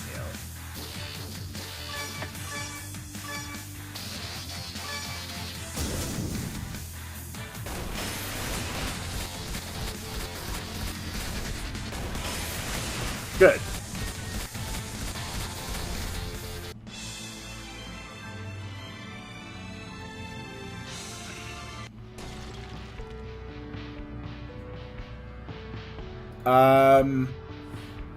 Get that post-battle flash working. Is it really over? Brother? Okay, he moves. We move out of the way. Sora, oh Sora, I am so sorry. Have you finally returned to your senses? I think so. I came here a few weeks ago to confront the gods and their vile plan, but that witch simply ensnared my mind. I had hoped that was the case, but I could not have risked being wrong. I understand. I would have done the same. What do we do now? As we have always done. We live, we move forward as best we can. just like we always used to talk about. You have saved us. We owe you a debt we can never repay. We will head to Dragon Dungeon Town, there to start new lives. Come find us, and you shall be greatly rewarded for your heroic deeds. Please do. There is much we can offer once we have the opportunity to set up a place we can pursue our magic properly. Farewell for now, our great heroes. So they walk away. Did you see those bottles the root beer gods drank during the battle? That wasn't any root beer I've ever seen. It looked more like that horrid Coke stuff that's been causing trouble. First that dragon causing the blizzards around Chill, then the false Hydra in Wallachia, and now we find it here in the Pepsi Core jungles. I have to report this. And that's the whole story. You caused how much damage to the factory? Okay, we want to remove stepping animation from Pepsi bosses. Capitalize Coke in dialogues. That's not the important part. I believe our shareholders would disagree. Damn it, just listen. These Coke bottles keep showing up and they are causing disasters wherever they appear. Yes, and what do you want me to do about it? I don't know where they are coming from. You must have some information that can help. They must be coming from other rifts, right? Do you at least know where other rifts might be? The company has already connected all of the known rifts to the Pepsi portation grid. If you haven't found anything unusual at the rifts you have already fixed, then it must be an issue with one of the others. You should get back to work, Malter, fixing the grid. It should lead you to uncovering the truth behind the Coke incursion as well. Dagnabbit, you just want the damn grid back online so it doesn't break your supply chain. Global catastrophe isn't good for our bottom line either. There is no conspiracy here. We simply acknowledge that we have multiple priorities, but they are not exclusive. We've already been just about everywhere that we can go. We need other options. You have a ship, don't you? I will have our engineers refit it so that it may carry you safely across even the deepest seas. That should help your investigations. Is that all? We need an army of people trying to figure this out. And of course you will all be very thoroughly compensated when this is all over, at our highest hourly contractor rate, with overtime. Ooh, that is a lot of potential drug money. Those funds could help rebuild Wallachia. Think of all the spellbooks I could buy. Then it's decided, I guess. We make for the ocean and the lands beyond. We wish you the best of luck. Talk to people in the new towns you find. They may be able to point you in the right direction. Okay, Thatcher has rejoined the party. Elevator door in office scene. We need to add that back. Your boat has been upgraded. You can now sail across deep water and reach new places. Okay, so we are back in the party.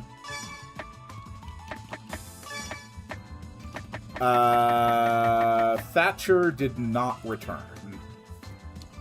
Okay, Thatcher did not return, so we have to fix that.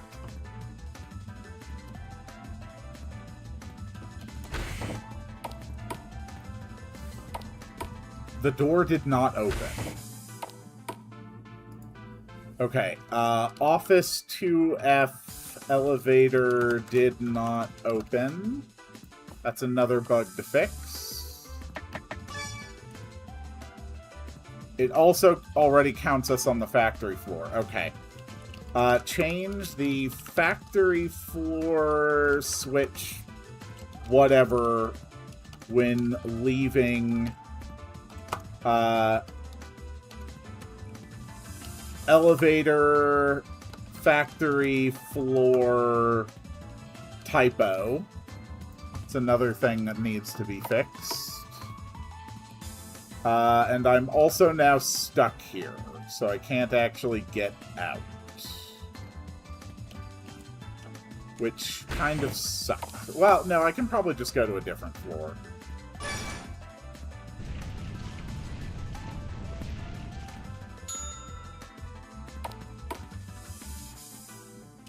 Okay.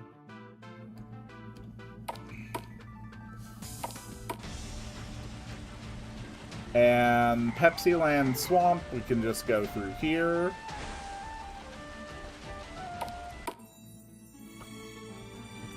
And then the new boats should be active.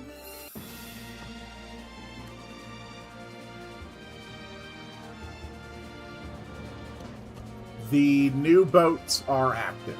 Okay.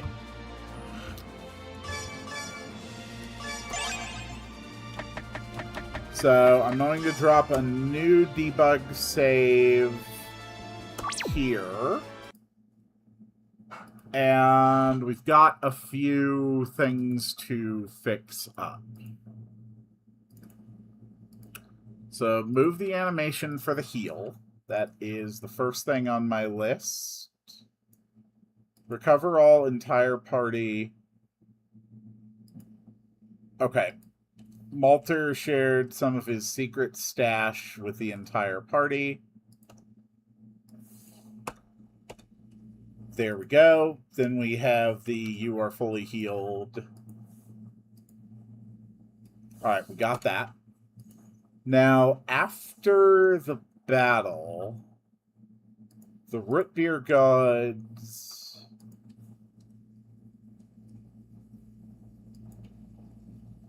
we want to turn on the switch. We want to play the sound effect. We'll give it like 20 frames before that happens. We flash the screen. That should work. Remove the stepping animation from the Pepsi bosses. We're also going to move that guy up. Okay. We also need the elevator. Right there. Capitalize Coke in dialogues. Okay. Do. These Coke bottles keep showing up. Coke incursion.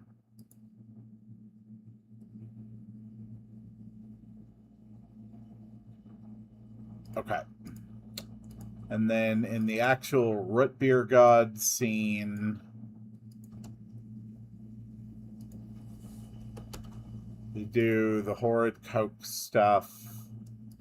So after they move down, the player is going to move right, and then turn left. So now he's actually, like, facing the people.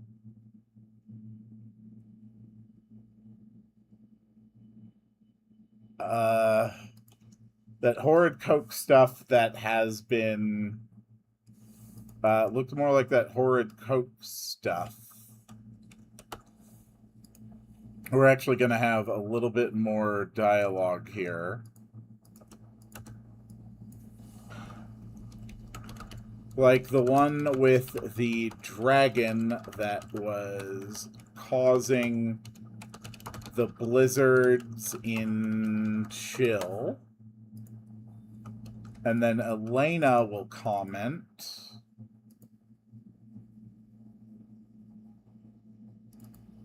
Or the...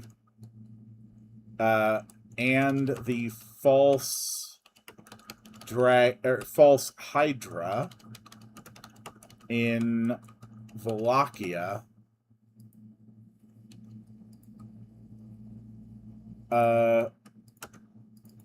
And Katasby will actually speak first.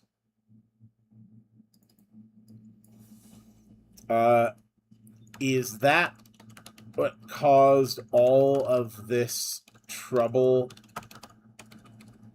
in the jungle?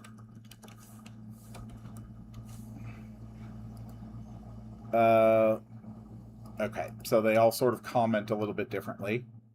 We got capitalized Coke, the elevator door worked. Thatcher did not return, which is a problem.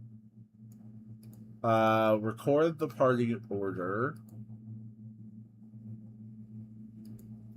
Okay. If Timmy's in the party...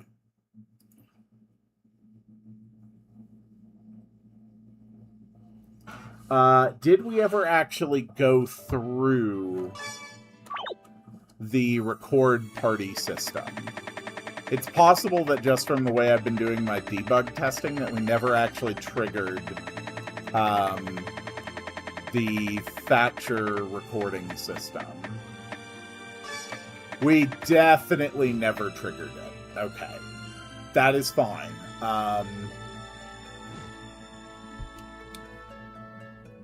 Shit. So that's a thing I'm going to have to test. Okay, also, absolutely, we have to disable saving anytime you're on the boat. I did not know that. Okay. So, in between streams, I am also going to have to test the party member memory system. So we don't actually know if Thatcher not returning was a problem with the system. Well, it can't have been a problem with the system because the system didn't trigger.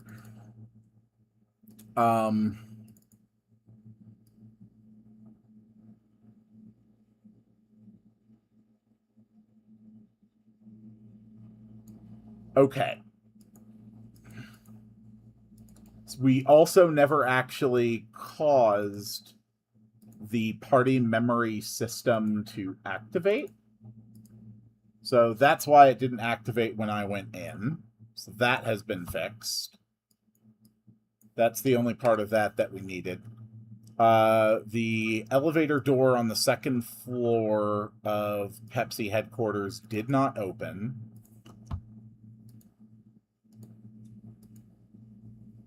Because it is aiming at the wrong event. It needs to be aiming at the elevator. Is that fixed on the other ones? It was not. Okay. So elevator's now open properly.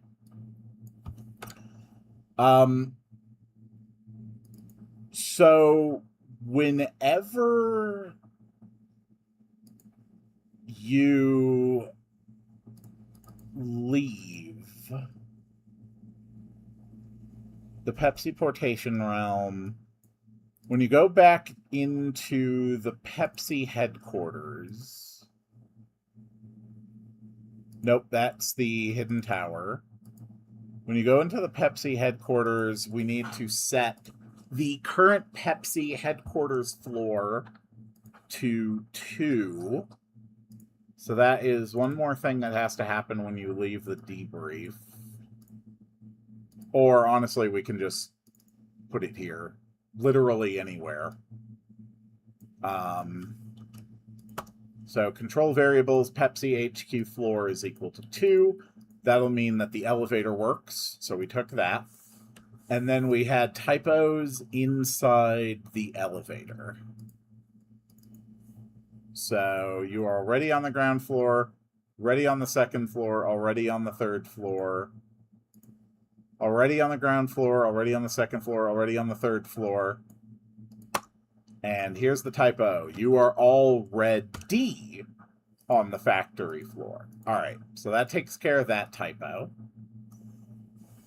And then the other thing we have just learned that is actually super important is that we need to disable saving while you are on the ship.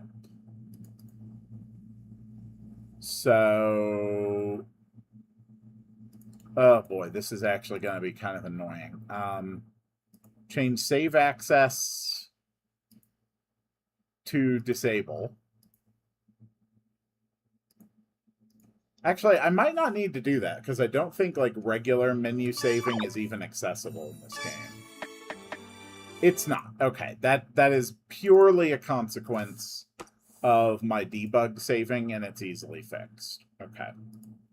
That is fine.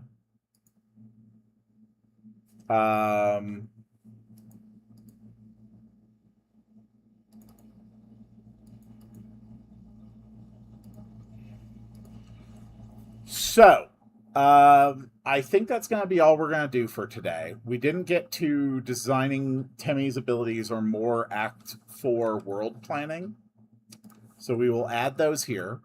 We are also going to design the boat. We're going to design the ocean storms system. So sometimes when you get on your boat, there'll be like storms, which I think is fine. In between the streams, I'm going to make sure that the party member memory system works. I'm going to make the arena points rewards. I'm going to finish adding the arena boss rush things. And make sure that those bosses don't drop rare items a second time.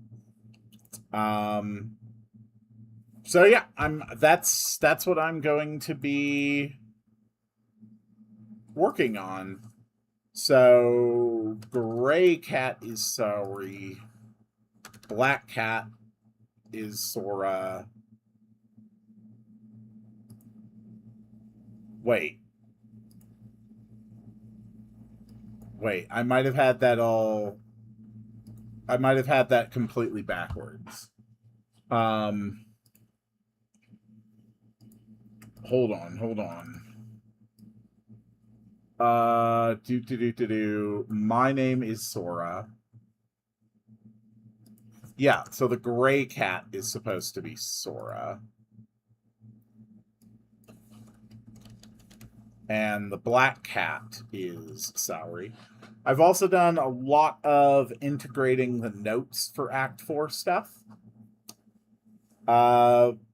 But yeah, next stream we are going to be officially designing the Act 4 things. Coles, I don't know if you are still there right now. But we are going to be... Well, first let me check my other set of notes here.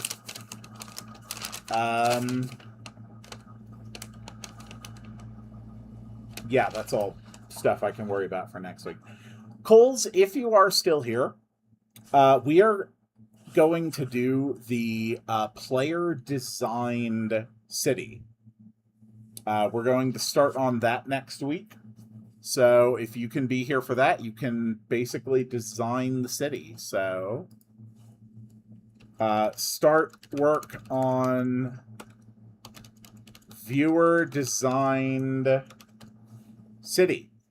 Which is going to serve as like the primary shopping hub for Act 4. I think that pretty much covers all of it.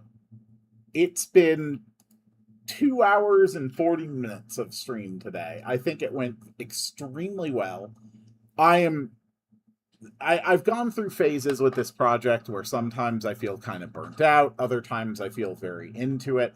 I am in one of those phases where I feel absolutely super mega into this project. I am so hyped to keep it going. I'm also going to start recording on my own time a full playthrough of everything up through Act 3. Turn it into kind of like an advertisement for the project and the game and put that out there. I'm also going to be doing, bug identification and bug fixes while I do that on my own time. And honestly, once I make sure that Thatcher rejoins the party properly, this week I will put out the next public version of this project. I will update the itch.io page so that anybody else can play up through the end of Act 3. I think it's going to be a lot of fun. So thank you all so much for watching. As always, I really, really do appreciate it.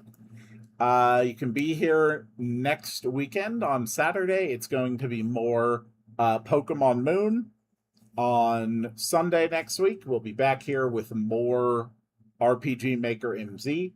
Current daily series on the channel, I'm sort of swapping back and forth between episodes of playing Coin Cavern and doing the Star Fox remake, all expert medals. And once that is done, I am going to be playing some Skyrim. I'm gonna go get something to eat now. But first, I must make the sound to summon the end of the stream. Wow, wow, wow, wow, wow, wow, wow, wow, wow, wow, wow, wow.